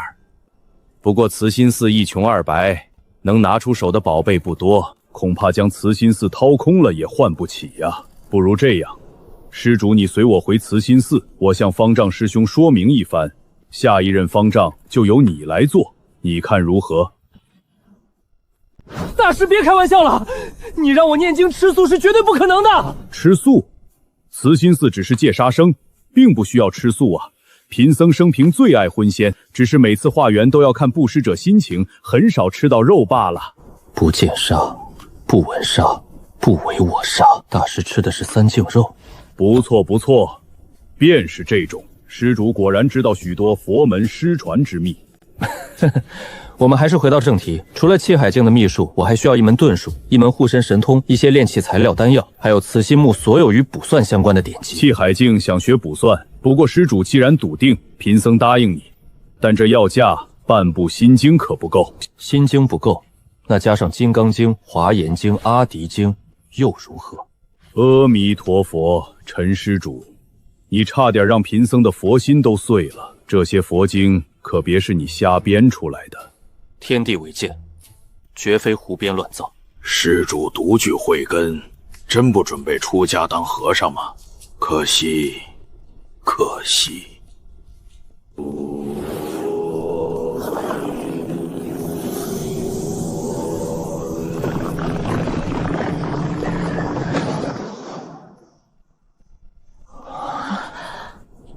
此衣带在身上，贫僧便能定位寻你。后续丹药典籍定会送上。不过你要的护身神通，你修为太低，贫僧实在想不出有什么适合你。大师，你可听过开口禅这门神通？涅槃宗与慈心寺各有传承，只是非佛门弟子无法向佛陀借力，用不了。据我所知，慈心寺不过几百年历史，那你们供奉的佛也就几百岁吧？施主，你难道想自己造诣为佛？有何不可？施主所问，贫僧答不上来，待我回寺问过方丈师兄，再来作答。贫僧要赶回寺中，两位也尽快离开吧。苏叔主自有御剑之术。陈叔主，你又准备去往何方？我得先原路返回，找我那丢失的法宝万魂幡，之后找个偏僻之地闭关。若是如此，贫僧建议施主去白海谷，此地距离慈心寺不远，方便照应，而且那里特别欢迎散修。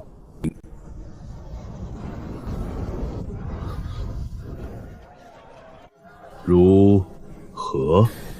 找了2天，万魂幡没找到，墨刺的痕迹也没了，大难临头各自飞。也罢，只怪我给万魂幡太多字影。师父保重，请大师送我去白海谷吧。阿弥陀佛，请施主节哀。修行之路总有别离，贫僧还记得刚开始修行时，父母还常来慈心寺看望。等到我一次闭关出来，便只见到2座老坟。大师不会安慰人的话，倒也不必勉强。那贫僧为你念念国经。大师，我会的佛经比你多。那贫僧……大师，你还是跟我说说这白海谷是什么地方吧。要说这白海谷啊，之前可不叫这名字，而是叫白海谷，满谷子白骨。曾几何时，那里是赤染圣教的地盘。赤染圣教，当初的18魔道门派之一。正是。魔头将凡人当猪狗豢养，抽筋扒皮炼魂，没用的枯骨便扔进山谷。后来魔尊陨落，门派被屠，那地方成了无主之物，便招来了一群人。什么人？散修。散修都是穷鬼啊，全跑去捞尸骨炼法宝。穷鬼确实什么都干得出来。100年过去，骨头捞光了，倒留下了不少共用的阵法和炼丹炉。正道门派顺水推舟，帮他们建了个松散联盟，改名白海谷。多谢大师。真不愧是仙家之地，这就是七彩祥云吗？陈施主，这七彩的雾气乃是一种毒瘴，能迷人心魄。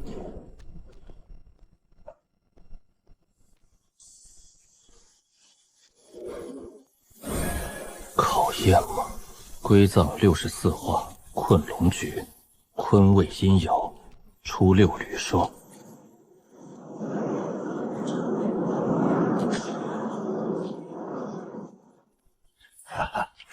恭喜道友破阵。在下陈烨，初来乍到，还请道友多多指教。焚香门的丹药，这可太贵重了。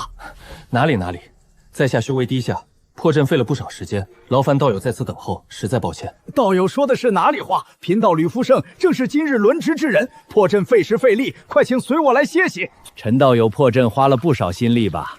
若非用蛮力，这迷阵没3、5个时辰反复策管是进不来的。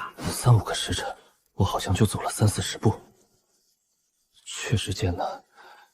现在还头晕脑胀。我们散修初来乍到，自然要谨慎些，不能示人以弱。放心，进了这门就安全了。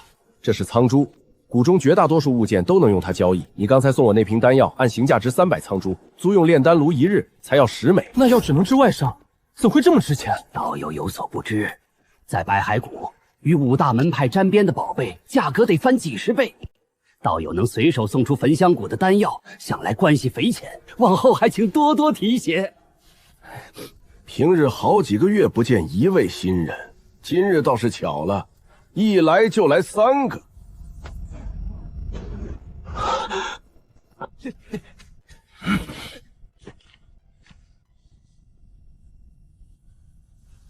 甩不掉的掉血鬼。魏兄，真是想死我了！你怎么寻到这白海谷来了？怪不得能随手拿出焚香门的丹药，这关系简直是一棵参天大树啊！二位叙旧，贫道去入口候着了。我还以为你会与苏师妹一同回清河呢，差点就去清河找你了。那魏兄又是怎么知道我来白海谷的？时机来得这么巧，你猜？忙着修行呢，没那闲工夫猜。陈道友确实忙中出乱，连自家最为珍视的宝贝都给弄丢了吧？难道师父落入他手中了？看来这宝贝对陈道友至关重要啊！不如拿它来交换你的天书秘术，如何？成交！看来我小看了这宝贝的价值。现在你想交易了，我倒是不急了，相信道友还能拿出更多的东西来换。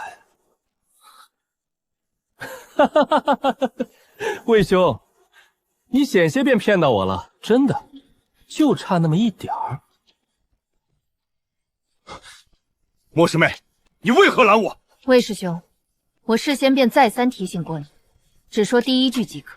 他一听便答应了交易，难道不继续追问，他就不会起疑了？卦象所示便是如此，你只需说出第一句，而后闭嘴即可。莫师妹，我知你天赋异禀，可你每日所算3卦，仅有1卦必定为真。你精准算出了抵达白骸谷的时辰，可又怎知这另外2卦是真是假？哼！你让我什么都不做，就在这儿干等。莫随心，别人怕你这个七星堂的瘟神，我可不怕。卦象如此，你要信便信，不信便随你。哼，好，我等，但我可不会干等。那小子刚才的反应做不了假，他绝对丢了要命的宝贝。我亲自去查，只要揪住这个把柄，你这第3卦，我不信也得信。差点被唬住了。如果他手里真有万魂符，绝对会立刻答应。可师傅究竟落在了谁手里？我现在区区气海境，什么也做不了。修为才是一切根本。闭关。慈心寺的6字真言以声音震荡带动气海旋转。苏纯一笔记里关于凝练2个反向气海的构想，这真言咒的发力路数，在细微处竟有这么多相通之处，不如趁此机会试试凝练第2个气海，主动击碎气海，一分为2。若是不成，大不了退回启灵境，用凝气丹从头再来。既然有退路，就不怕赌把大的。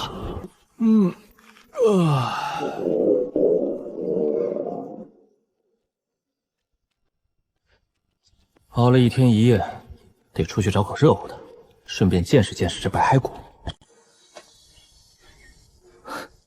这位导游倒是称职。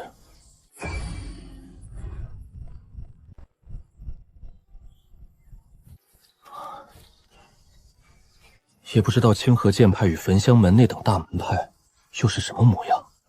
也并无什么不同，最多只是大一些，更空旷些。这位姑娘，你们正道弟子就那么喜欢从别人背后出现吗？只是凑巧。听道友所言，你是做过什么亏心事，才害怕被正道弟子看到吗？不错，我做过的亏心事多了。又算错了，今日3卦已经错了1卦。你说什么？不过是自省罢了。这姑娘脑袋修炼出岔脚了。陈道友，你要请我喝酒吗？啊！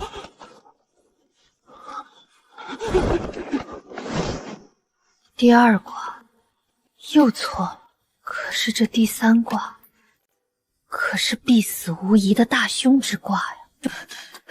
道友所言极是，我今日追踪你，是因为为你算了1卦，卦象显示你今日有性命之忧。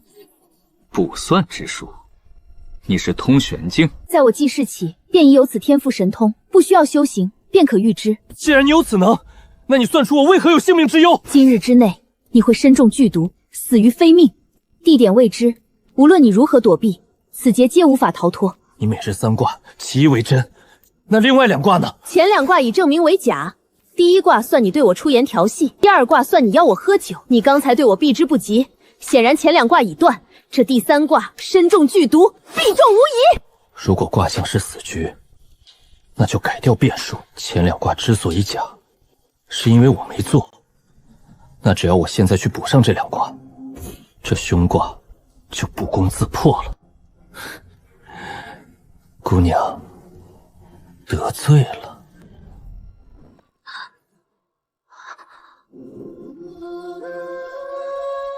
哟，这是从哪儿冒出来的小娘子，长得这般俊俏，要不要陪哥哥喝杯酒啊？放开你的手！不敢放，我可不想莫名其妙被毒死。你再不放手，休怪我。这位姑娘，你也不想让焚香门拿不到天书秘术吧？我说真被毒死了，谁把秘书交给你？你简直厚颜无耻！姑娘放心，我这只是权宜之计，绝非真想占你便宜。你的手不许乱动，保证不会。你看那公子长得真俊，可惜呀，这鲜花插在牛粪上，旁边的胖馒头和那哪有一点相配的？这小哥怕是瞎了眼。找到了，醉仙居。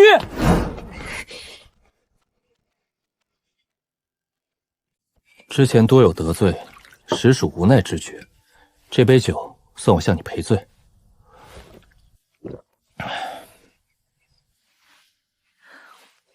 等我们喝完这壶酒，便算是卦象应验了。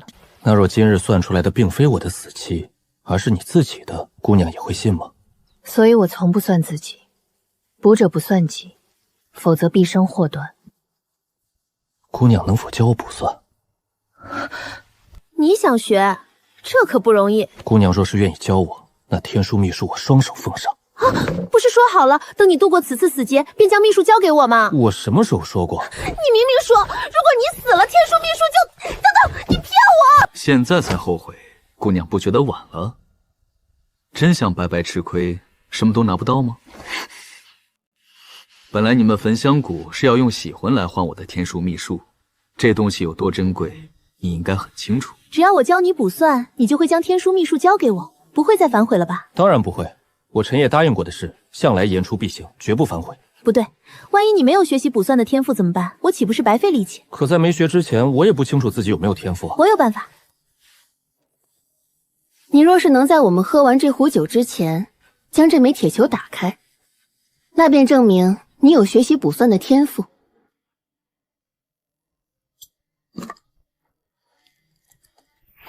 天干是直，看来你还是学过一点的。这机关锁该不会是要好几天才能解开的那种难度吧？怎么可能？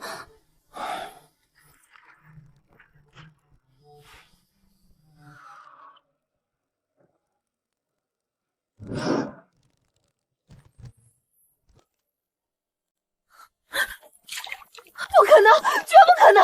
你是作弊，一定是作弊！别摇了，再摇下去，我这条小命可就没了。不可能，你肯定作弊了。真不是我作弊，还有你别那么激动，旁人都看着你呢。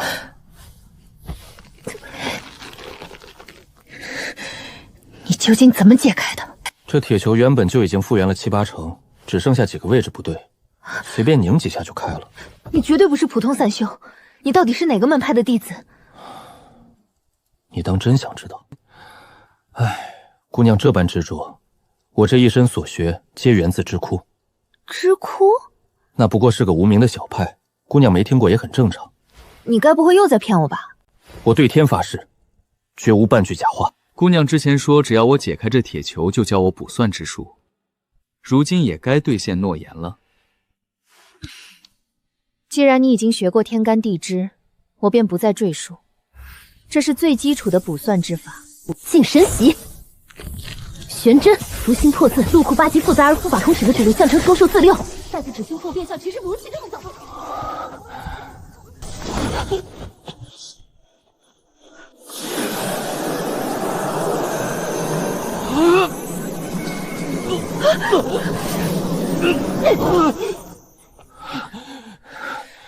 卜算之术并非气海境可以支撑。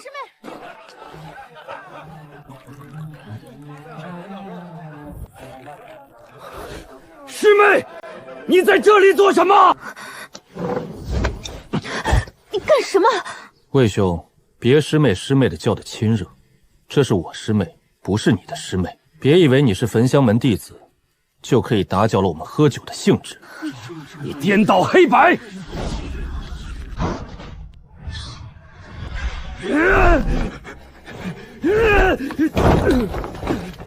你刚才究竟做了什么？他怎么乖乖认栽了？这是玄鱼龙纹佩。之前我与魏兄有些误会，想要我将玉佩还他，他就只能咽下这口气。为了我，你竟要把如此贵重的法宝还给他？不过是身外之物罢了。姑娘今日前来，本意是帮我避开死劫，这因果总归与我有关。你说的可是真心话？骗你的。哼。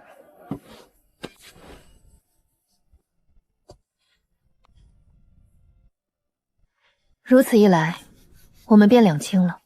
就此，别过。说什么？说什么一笔勾销呢？我这卜算之术才刚入门，往后我还有诸多问题，想要向你多多请教呢。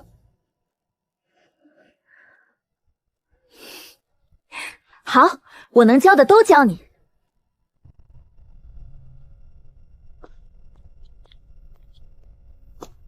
莫师妹好兴致啊，竟与那人饮酒作乐，直至半夜才回来。魏师兄，此番波折，你我都该引以为戒。你有什么资格指责我？你还知道礼义廉耻吗？我请你来是为了夺天书秘术，难道就没什么该解释的吗？解释？且不说你长长生堂凭什么管我七星堂的事，我是七星堂首席，魏师兄，你又算什么身份？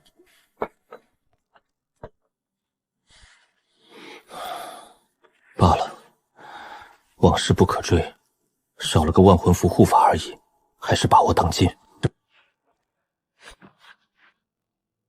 曼玛尼巴咪吽，曼玛尼巴咪吽，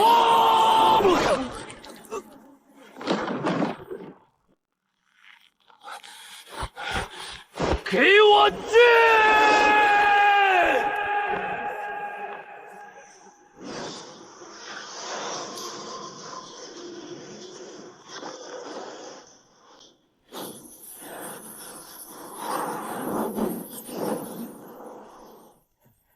体内18气海还在自行吞吐，不是幻觉。以这等恐怖的速度，1年之内我便能尝试刚煞炼体。三位，今日怎么愁眉苦脸的？陈兄弟，你来的正好。都是朋友，若帮得上忙，我不会推辞。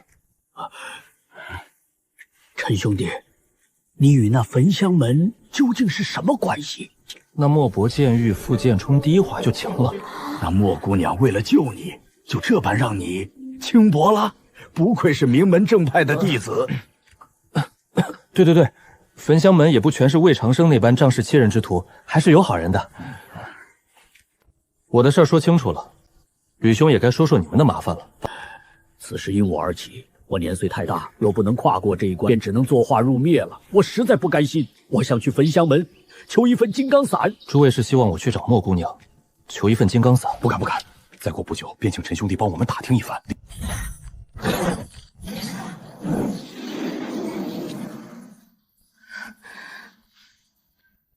师父，起来吧。天书秘术，我之前不是命你协助魏长生获取此秘术吗？如今这是怎么回事？师父，那魏长生在外行事跋扈，不仅强取豪夺，还差点给师门惹来灭顶之灾。师父，我们应该将此事上报掌门吗？上报掌门自是应当，只是长生堂极为护短，加之你之前算出魏长生的死劫，他至今耿耿于怀。如今掌门又正忙于青冠山镇压无救魔尊之事，分身乏术，即便上报，最终也是不了了之。是无救魔尊的尸身又出问题了，还不是长生堂做的孽！为了门内弟子能靠丹药突破化神境，洗魂的采摘量生生翻了3倍。那本是用来抽取魔尊尸骸元气的封印核心，每少一朵，封印便松动1分。掌门为何要默许此事？天道轮转，无救魔尊复苏只是征兆，随心你要认真修行，尽快突破通玄。遵命。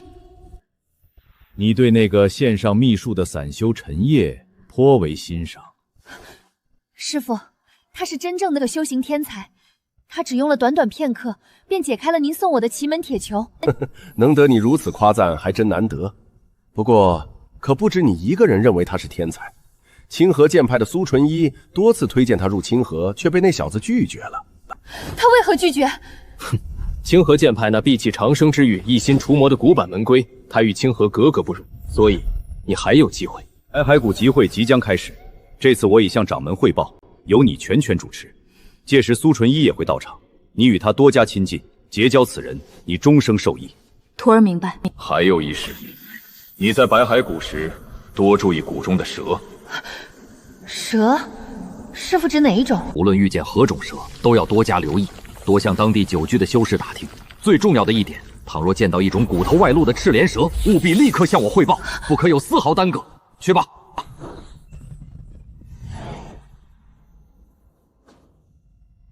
剑心澄净，未染魔尘。崔县之事处置无过，过关。怎么到铸剑室来了？这个时辰你不是习惯去练剑吗？来给师父请安，我想为陈烨挑一件法宝。难得啊，你来的正好。为师也有2件事与你说。哦，差点忘了，将这个给你朋友送去。万魂幡。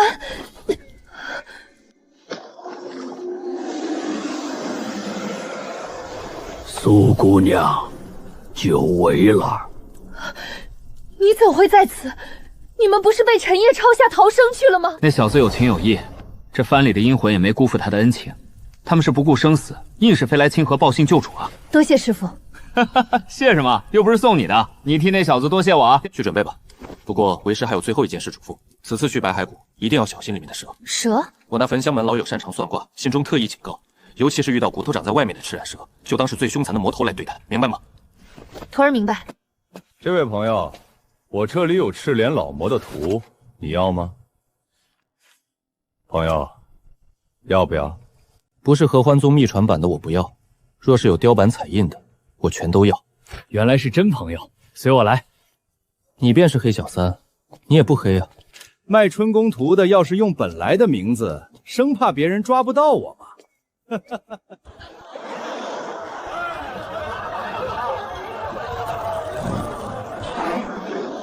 赤炼大法，魔域至尊，一枚苍珠1本。这可都是我在白骸谷挖出来的，当年赤炼魔宗的秘术，全拼凑的假货。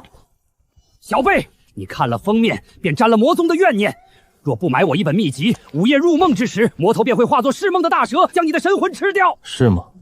我正好喜欢玩蛇。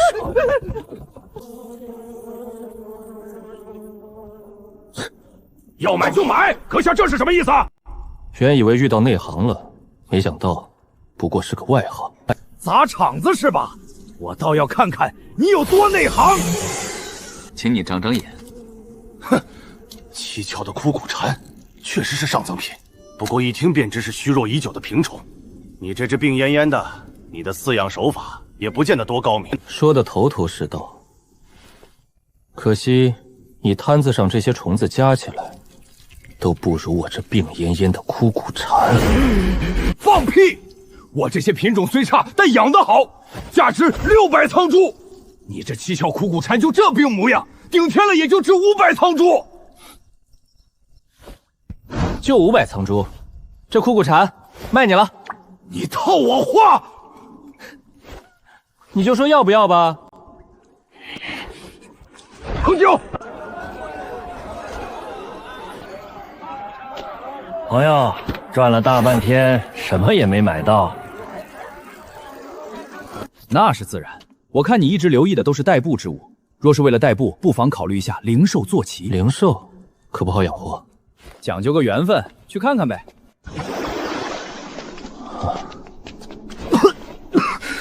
这什么味儿？灵兽区大致分飞禽、走兽、蛇类3种，道友想先看哪种？为何蛇类要专门出一区？道友有所不知，这白骸谷前身叫白骸谷，是赤染魔尊生平爱蛇，魔门弟子几乎人手养蛇。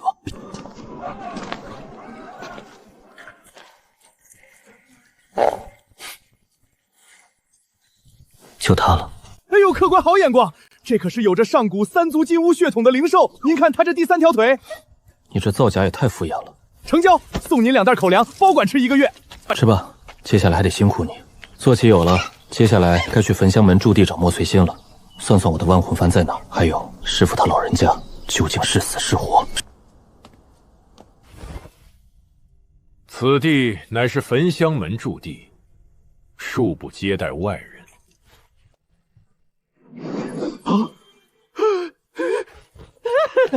原来是清河剑派高足，失敬失敬。不知阁下是来访客，还是……稍有误会了，我并非清河剑派弟子，只是与清河剑派有些交情。在下来此是与贵派莫同心莫姑娘有约，劳烦通报一声，就说陈烨来访。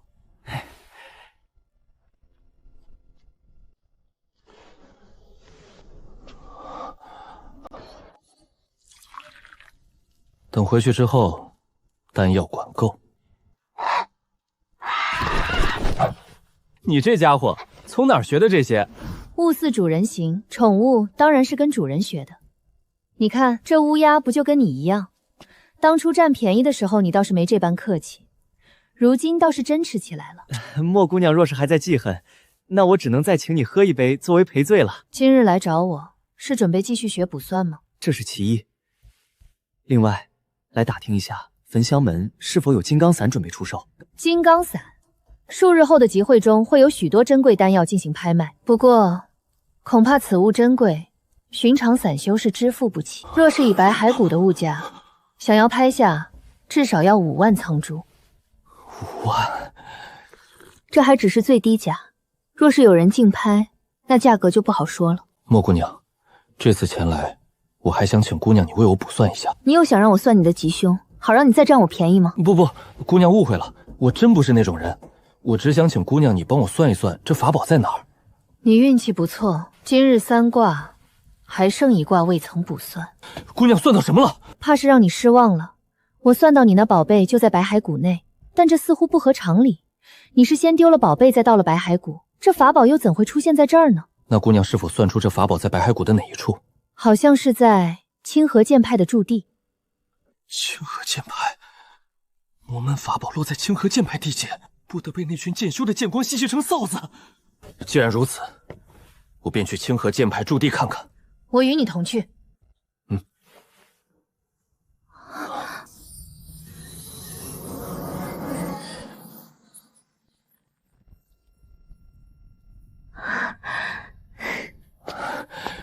好久不见。也并非许久，还不到7日。莫姑娘，这位是清河剑派的苏纯一。纯一，这是焚香门七星堂首席莫同心姑娘。苏师姐此番前来，可是有什么重要事务要处理？我是专程来找她的。你怎么知道我在这儿？你我之间早已结缘，我刚踏入白骸谷，便察觉到你在此处。我这次来是将法宝给你送来了。法宝？对了，清河剑派有研究出重聚神魂之法吗？那邪咒灵童如今无碍，师伯已寻到法子解救了他，不过神魂受损严重，如今他便像是重新诞生的婴儿，完全失去所有记忆。也是好事，遭受了非人虐待，忘了也好。这法宝怎么会在你手上？是杨重光远渡千里去清河报信送来的。师父，万魂幡中阴魂皆听师父调遣，杨重光去清河，必定是师父的意思。他那么怕死，竟为了我涉险去清河剑派。既然清河剑派都用法宝来回馈于你，那我们焚香门也不好白要你的天书秘术。我会向宗门回禀，也回赠你一件法宝好了。莫姑娘，不是说好了你教我卜算吗？不需要再送我法宝了。哼，那是我要教你，可不要将这份人情记在焚香门上。有人吗？请救救我兄弟！他怎么了？被蛇咬了，突然从路旁窜出，我用了所有解毒药都没用，求阁下相助。是什么模样的蛇？看不清楚，太快了，只隐约看到是暗红色。有效了，多谢救命之恩！你们多加小心，最好多观察些时候。去吧。一片混沌，看不清卦象。我需要向师父汇报此事，两位就此别过。苏姑娘，你接下来有何打算？我听你的。我？先生知晓，我不擅长应对复杂之事。若那蛇在面前，我一剑斩了便是。苏姑娘，劳烦你立刻以清河剑派名义发出警告，所有修士切勿随毒外出，遇咬伤立刻汇报。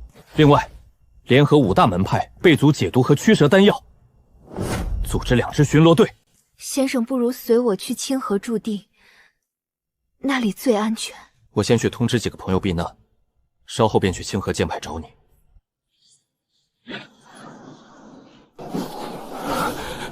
师父，你还在吗？孽徒说了多少次不要妇人之仁，你哭什么？师父，你故意的吧？就等我出丑了才开口。你这孽徒也有今天！你怎么躲过去的？去了清河，没被人抓出来练了？装死呗！万魂幡里多的是破碎无理智的阴魂魂，我混在里面不说话，让杨崇光去应付清河剑派。真不愧是老谋深算的老前辈。师父，你不用怕，苏姑娘刚传了我改良版秘术，没几天就能给你治好神魂之症。哼，你先别忙着吹牛，我怕你自己都顾不上来。白骸谷的赤练蛇复苏，这东西可不是一般的可怕。5大门派这次有大麻烦喽！诸位所托之事已打听到，焚香门会有金刚伞拍卖，恐怕不会低于5万仓珠。5万？我们兄弟3人辛苦半生，才存了不到3万，看来是无缘了。我身上只剩1000多仓珠，3位近日务必注意，多准备驱蛇药。白骸谷有赤脸蛇出没，危险。若有所需，可到清河剑派驻地找我。2位兄弟，我出去走走。长兄，陈兄弟刚说了，有蛇害人，切莫孤身一人。我去庆云坊喝杯酒。随他去吧，今日他想独醉一场，别打扰了。若在庆云坊都能被袭击，这白骸谷哪还有安全之地？修行吧。福盛、侯禄，都给我出来！平日里喝茶早就厌烦了，今日庆云坊新出了香醇桃酒，咱们一醉方休。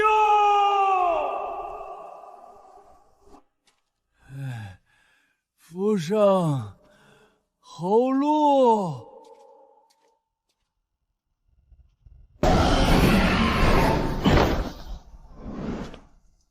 堂堂天下第1大派清河剑派，这驻地竟然如此破败。苏姑娘，这地方竟是清河剑派的驻地，这小院怕是住不了几个人吧？清河剑派本来就没几个弟子，平日里王逸晨师兄和他的妻子在此驻守。那我来这里避难，方便吗？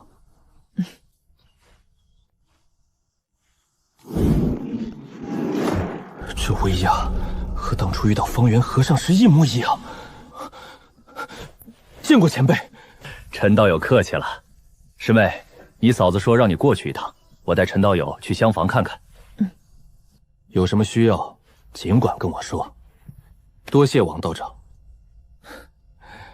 陈道友年少有为啊，听说你还不到20，有这身修为实属不易。客气了，多亏苏姑娘出手相助，若无她赠我灵药，我恐怕还在想办法凝练气海呢。我这师妹从小乐于主人，不过她心思单纯，很难辨别好坏。点我呢，提醒我别做坏人欺骗苏姑娘。听闻你与焚香门那位七星堂首席关系匪浅。我与莫姑娘不打不相识，算是亦师亦友。是我冒昧了，那我也不打扰陈道友修行。总算过关了，有了清河剑派庇护，管他赤染蛇复苏，我要在这儿修炼到天昏地暗。但这里灵气匮乏，我18个气的攀属量，普通的聚灵环根本撑不住。恩公有何吩咐？老杨，这万魂幡被清河剑派重新炼制，多了什么用处？清河剑派不熟悉炼制万魂幡，便另辟蹊径，教会了我们一种阵法，名为玄阴摄灵阵。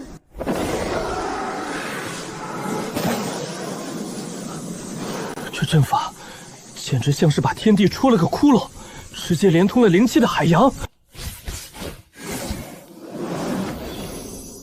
六字真言咒，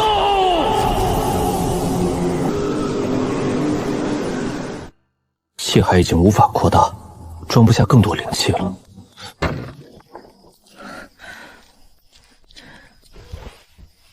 苏姑娘，你还好吗？我还支撑得住，只是追查真凶遇到了极大麻烦，想请教先生。莫姑娘这几日有跟你说过卜算的结果吗？说过，但只要涉及真正的幕后黑手，却总是算错。不对劲，莫姑娘可曾独自一人外出过？她修为不高，一直留在焚香门驻地，连河道境都躲不开莫姑娘的卜算，怎么可能天天算错？唯一的解释就是莫姑娘已经被赤莲蛇咬了，她被人操纵了心智。可是她一直在门派驻地啊。如果没猜错，焚香门被操控的不止她一个。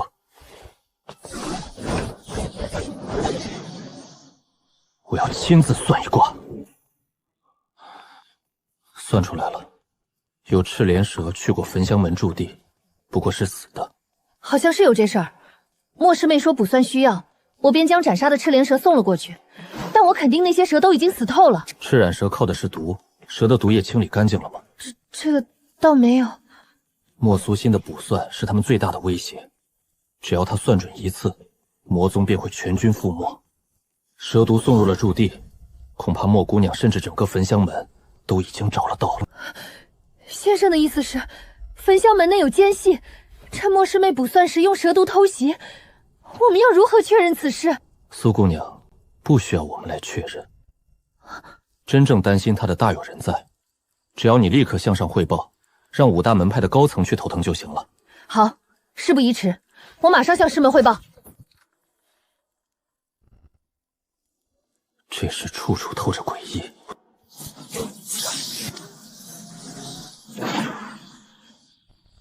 纯一这小姑娘还真遇着贵人了，哼，只可惜这小家伙不适合我们清河剑派。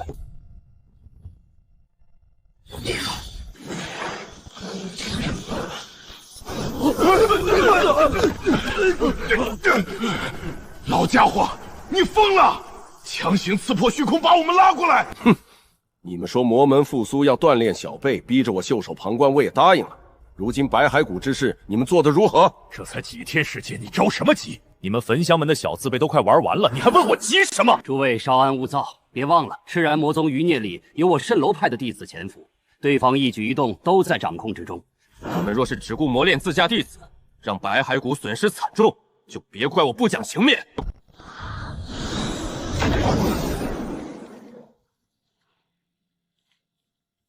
三位在这里也有不少时日了。拜见尊主。是时候让你们重见天日了。这是让我们离去？不错，就说你们被赤莲蛇咬了，他们会将你们带到隔离区。请问尊主，混入其中之后，我们需要做些什么？你们只需要进入其中，任务便完成了。从此与我赤染圣教再无瓜葛。魔头，有种杀了我！想要用赤炼蛇控制我，你是痴心妄想！我知道你们蜃楼派的弟子有秘术守护神魂，在入门仪式时，你才敢让赤炼蛇咬那一口。你若是知道，还会将所有计划告诉我，你的死期将至！你觉得只有正道才不怕死吗？你这魔头究竟有什么足迹？你所知的一切都是我想让你知道的。我知道你是派来的奸细，我这就放了你。你可以给五大门派传话，白骸谷一定会落入我的掌控。我想请清河剑派出面，给我一个与五大门派对话的机会。若是你们侥幸平息了此事，便算我输。白骸谷的毁灭就在一念之间。尊主让我们上来后，主动找五大门派汇报混进隔离区，我总觉得是拿我们当枪使。确实，如今重获自由，绝不能再按魔头吩咐办事，万一害了人呢？要不我们去找陈兄弟，他说过在清河剑派驻地暂住。好主意。你们觉不觉得今晚的白骸谷太安静了？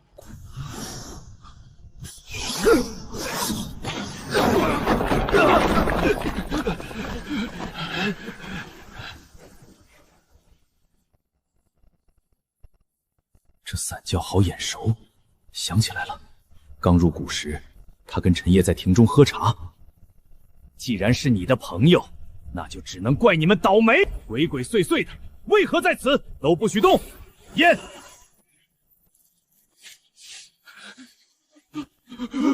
还真让我猜中了，拿下！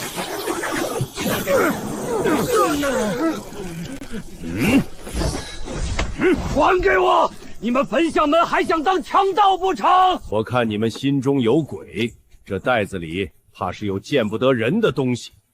把我的藏珠还给我，那是我的买命钱。还想反抗？带走！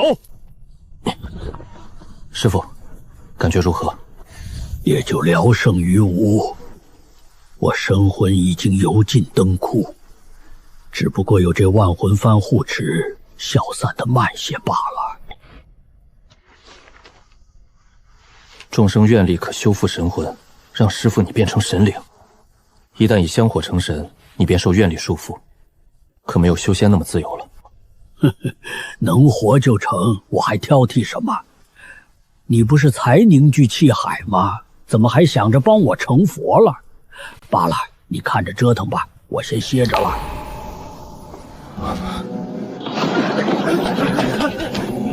陈烨，你勾结魔头的事已经暴露了，快束手就擒吧。证据呢？哼，回去自然让你看清楚。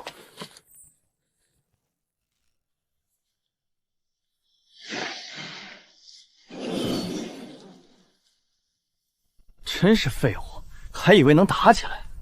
哼，他没必要动手。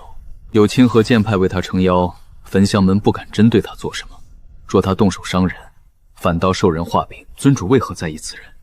他可能让我们输掉这场赌局。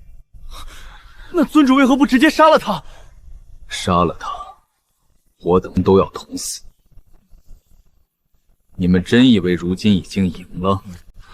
你们便觉得可以换个地方逍遥快活？这跟丧家之犬有何区别？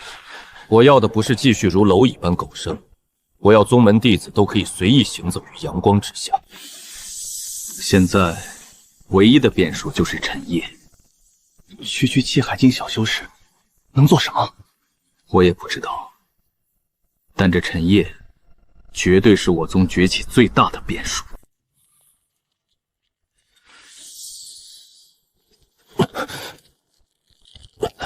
怎么回事？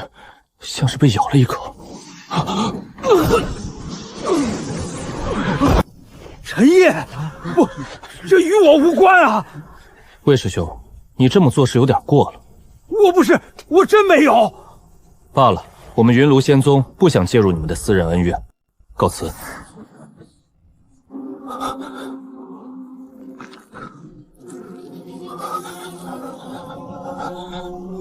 这是梦，天道不公，你才是受害之人，但你还是被那人报复了。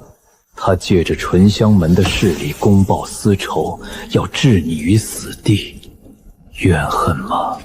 不甘吗？你想活下去吗？宋无真言，赐汝长生。你能赐我长生，也能收回，对吗？我还以为那老板是骗我，原来不买东西真的有大蛇入梦了。不怕死？不怕死又何必要追求长生？但我绝不想要别人施舍的长生。若不得逍遥自在，活着便如同身处地狱。我可以暂时身处地狱，但我总要走向出口。等一下，这里是我的梦境才对吧？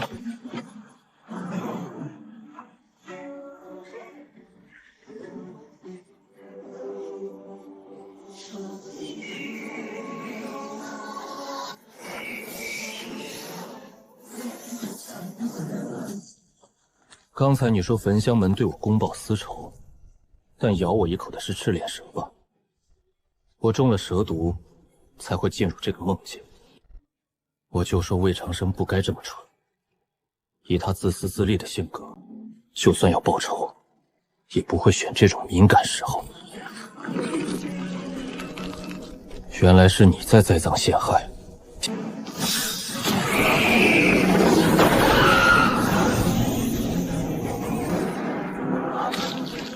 其实我师父跟赤力魔宗有些渊源，我也是魔头，我也可以。陈兄弟，你终于醒了。楚无代不见了，万魂班和剑侠也不在。我睡了多久？也就一小会儿。那魏长生将你送进来之后，便一脸晦气的走了。陈兄弟，你也被赤眼蛇咬了吗？运气不好，遭了暗算。吕兄，你们又是何时进来的？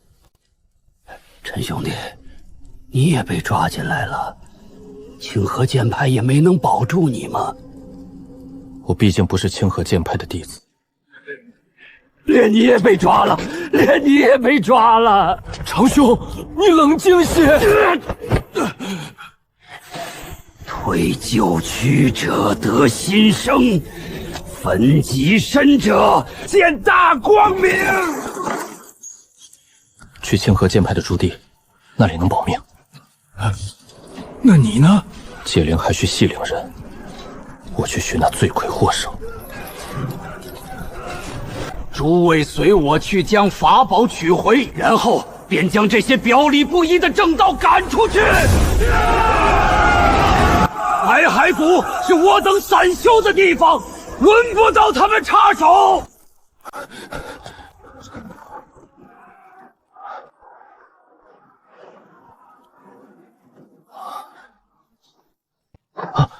你怎么追过来的？闻着味儿追来的。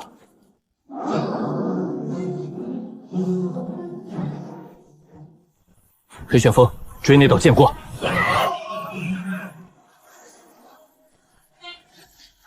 先生，你怎么会在此处？可有受伤？来不及解释了，你可知道魏长生在哪儿？他有一样东西可以平息散修的怒火。是什么法宝呢？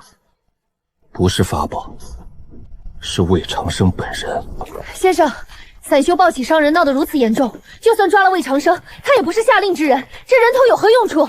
长寿等散修被逼入绝境，怒火需要一个明确而近在咫前的目标。魏长生就是负责关押他们的人。他们若是真和正道门派见血火拼，我必须抢在正道大开杀射前，拿魏长生的脑袋，把事情压到可以谈判的地步。苏姑娘，接下来是一场硬仗，我将彻底得罪焚香门。若是你，先生是为了救人，对吗？那我便是你的剑。好，通玄境以下归我，通玄境请苏姑娘料理。若于化神境出手，那就只能赌一把了。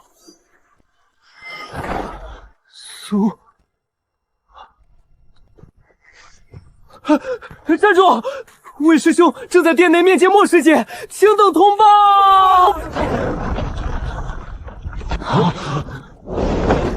魏长生，爷爷我来找你了，给我滚出来！一个手持万魂幡的魔头，竟然硬闯清心殿！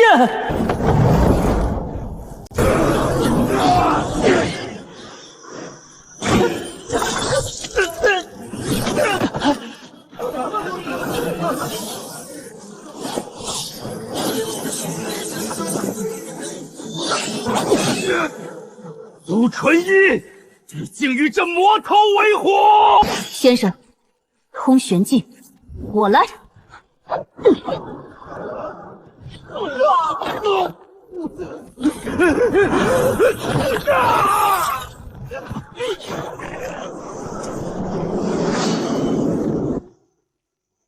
这绝对不是莫姑娘，这是那幕后黑手。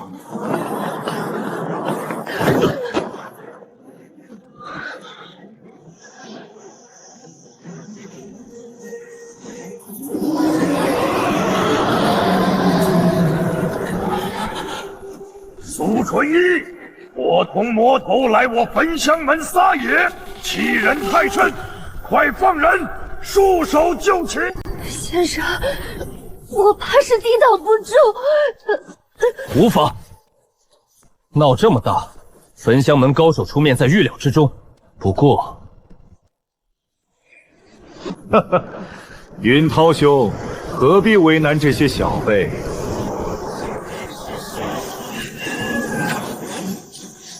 我王一晨陪你过上几招。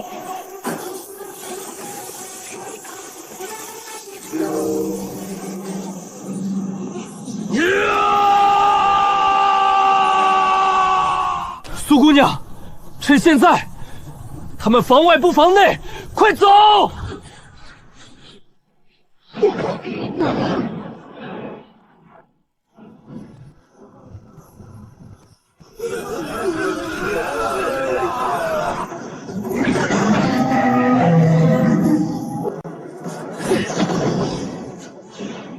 苏世侄，你为何在此？清河怎么跟焚香门打起来了？等等，这小子是谁？怎么抓着焚香门的弟子？见过紫妍真人，一言难尽。我等来此是为了解决这场乱局。先把人放了。五大门派同气连枝，哪有在外人面前内讧的理？事态紧急，真人若要听解释，不妨等事情平败，下面散修群情空播。再不安抚，白骸谷就要血流成河了。黄口小儿，本座早就派人安抚过，但他们已被赤脸魔宗迷了心智，差点杀了我派弟子。那真人就准备将他们全杀伤吗？今日你若屠了这数百人，滥杀无辜，天下散修成千上万，五大门派经营千年的声望，真人担得起毁于一般的罪名吗？不错，若是午门因此屠戮无辜，那我清河剑派第一个不答应。你有什么高见？本座3次和谈，他们一个字都听不进。我也是散修，让我去试一试。这跟你手里的焚香门人有何关系？真人是想听我在这长篇大论，还是想尽快平息此事？我去就好。你是午门弟子，去了只会惹他们景帝。可是太危险了。我们同是散修，我知道他们并非穷凶极恶。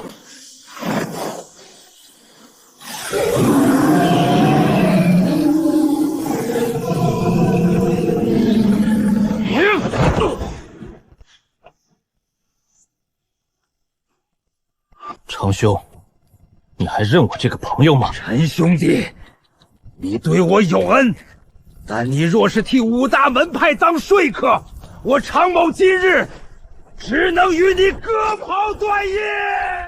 我不是说客，我是来给你们送人质的。魏长生关押你们的罪魁祸首，焚香门长生堂首席竞争者。要杀要剐不急于一时，有他在，我们就有了谈判的底牌。真到了最后关头，拉他陪葬也不迟。陈兄弟，你其实还是来劝降的，对吗？劝降不会带着人质来。魏长生是我的投名状。程兄，你忘了，我也被赤脸蛇咬过，我们在同一个笼子里待过。我们都是无依无靠的散修，如果我们今日被杀，五大门派只会说我们被魔宗蛊惑，罪名魔宗丹，正道抽身事外。为了掩盖丑闻，所有被咬过的散修都不会留活口，我们就是同生共死的。那你是要加入我们拼命？拼命太亏了，我不仅要加入你，我还要让正道五门付出更惨痛的代价。不仅如此，我也要让他们认清现实。魏长生不够，我有一个大计划，能让五大门派羞愧难当，能让他们在全天下修士面前低头俯首认错。陈兄弟，你说要让我们低头认错，怎么做？用魏长生的命威胁他们？魏长生算什么东西？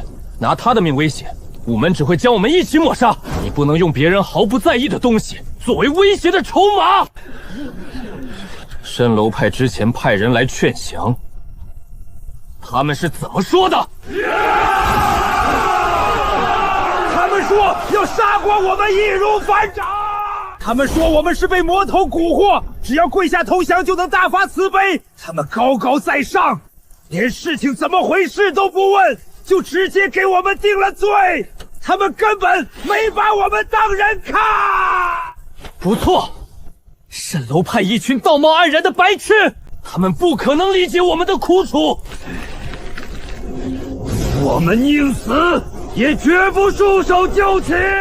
很简单，五大门派并非铁板一颗，他们谁也不想背上屠戮无辜的骂罪。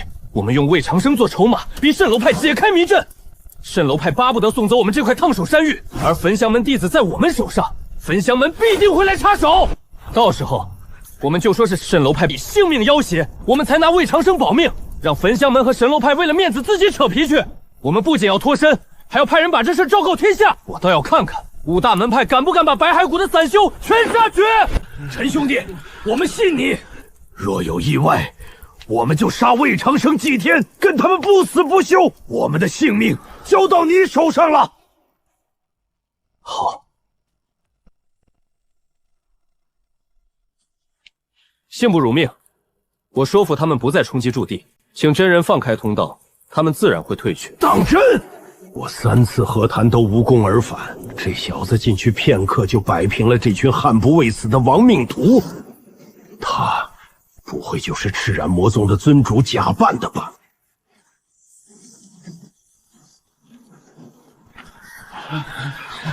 陈兄弟，救命之恩，没齿难忘。先别谢，魏长生在我们手里，焚香门马上就到。长兄，我问你，刚才你们满脑子玉石俱焚，现在呢？若是不拼命，我们拿着魏长生到底想换什么？想清楚了吗？陈兄弟，我们手上只有这一个筹码，能换来什么？魏长生算什么东西？焚香门根本不在乎一个普通弟子的死活，用他来谈条件，五大门派只会笑我们天真。诸位之中，谁有记录影像的法术或法宝？我有留影宝镜，我能用符咒短时间留影。好，所有人开阵记录。接下来，我要让全天下看看名门正派的嘴脸。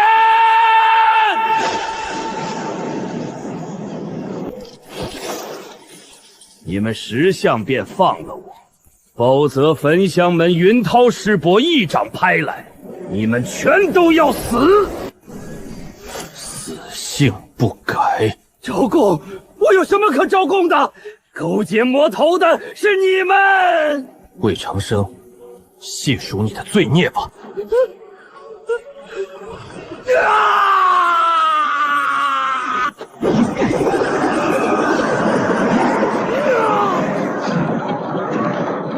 若是真心悔过，痛苦自会减轻。说，我招，我全招，是我公报私仇，我恨你入骨，奈何不得，就拿其他散修发泄。我故意惹怒他们，把他们打入大牢，严刑拷打。我贪没了他们的储物袋，长寿的数万仓珠都在我兜里。我还以自由要挟，逼迫那些女弟子。我认罪，我都认。我想当长生堂的首席，是我暗中害死了上任首席岳连峰岳师兄。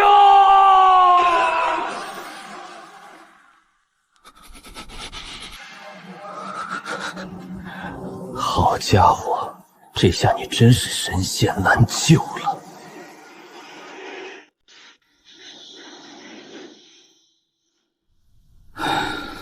终究是输了一档。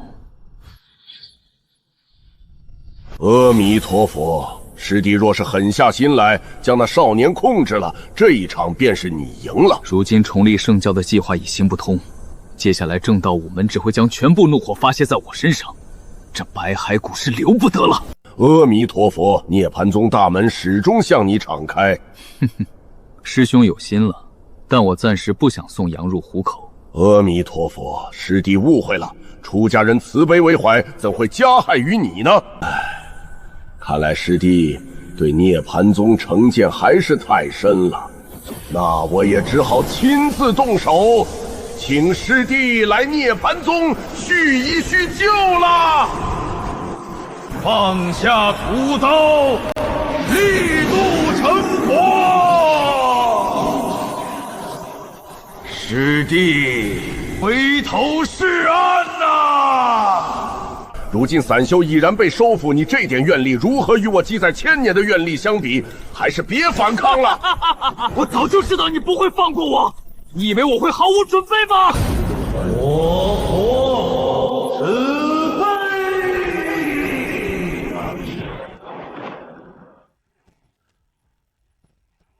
你必死于万刃加身，死后不得超生。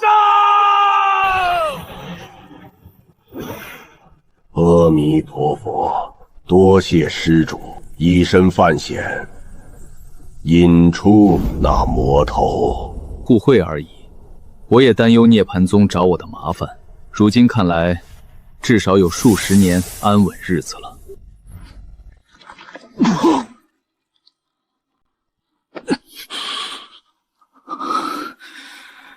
涅槃宗的手段果然厉害。这一局是我们输了，不过无妨，你们怎么想都可以，因为你们终究是要死了。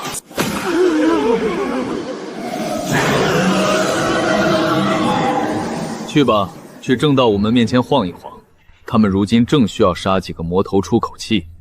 放心，尔等牺牲不会白费。我敢闯门劫人是有勇力，能平众怒是有智慧。你曾说与我赤染魔宗有些渊源，若是如此，你还真与我圣教有缘啊！如此有勇有谋之人，不当魔头实在可惜了。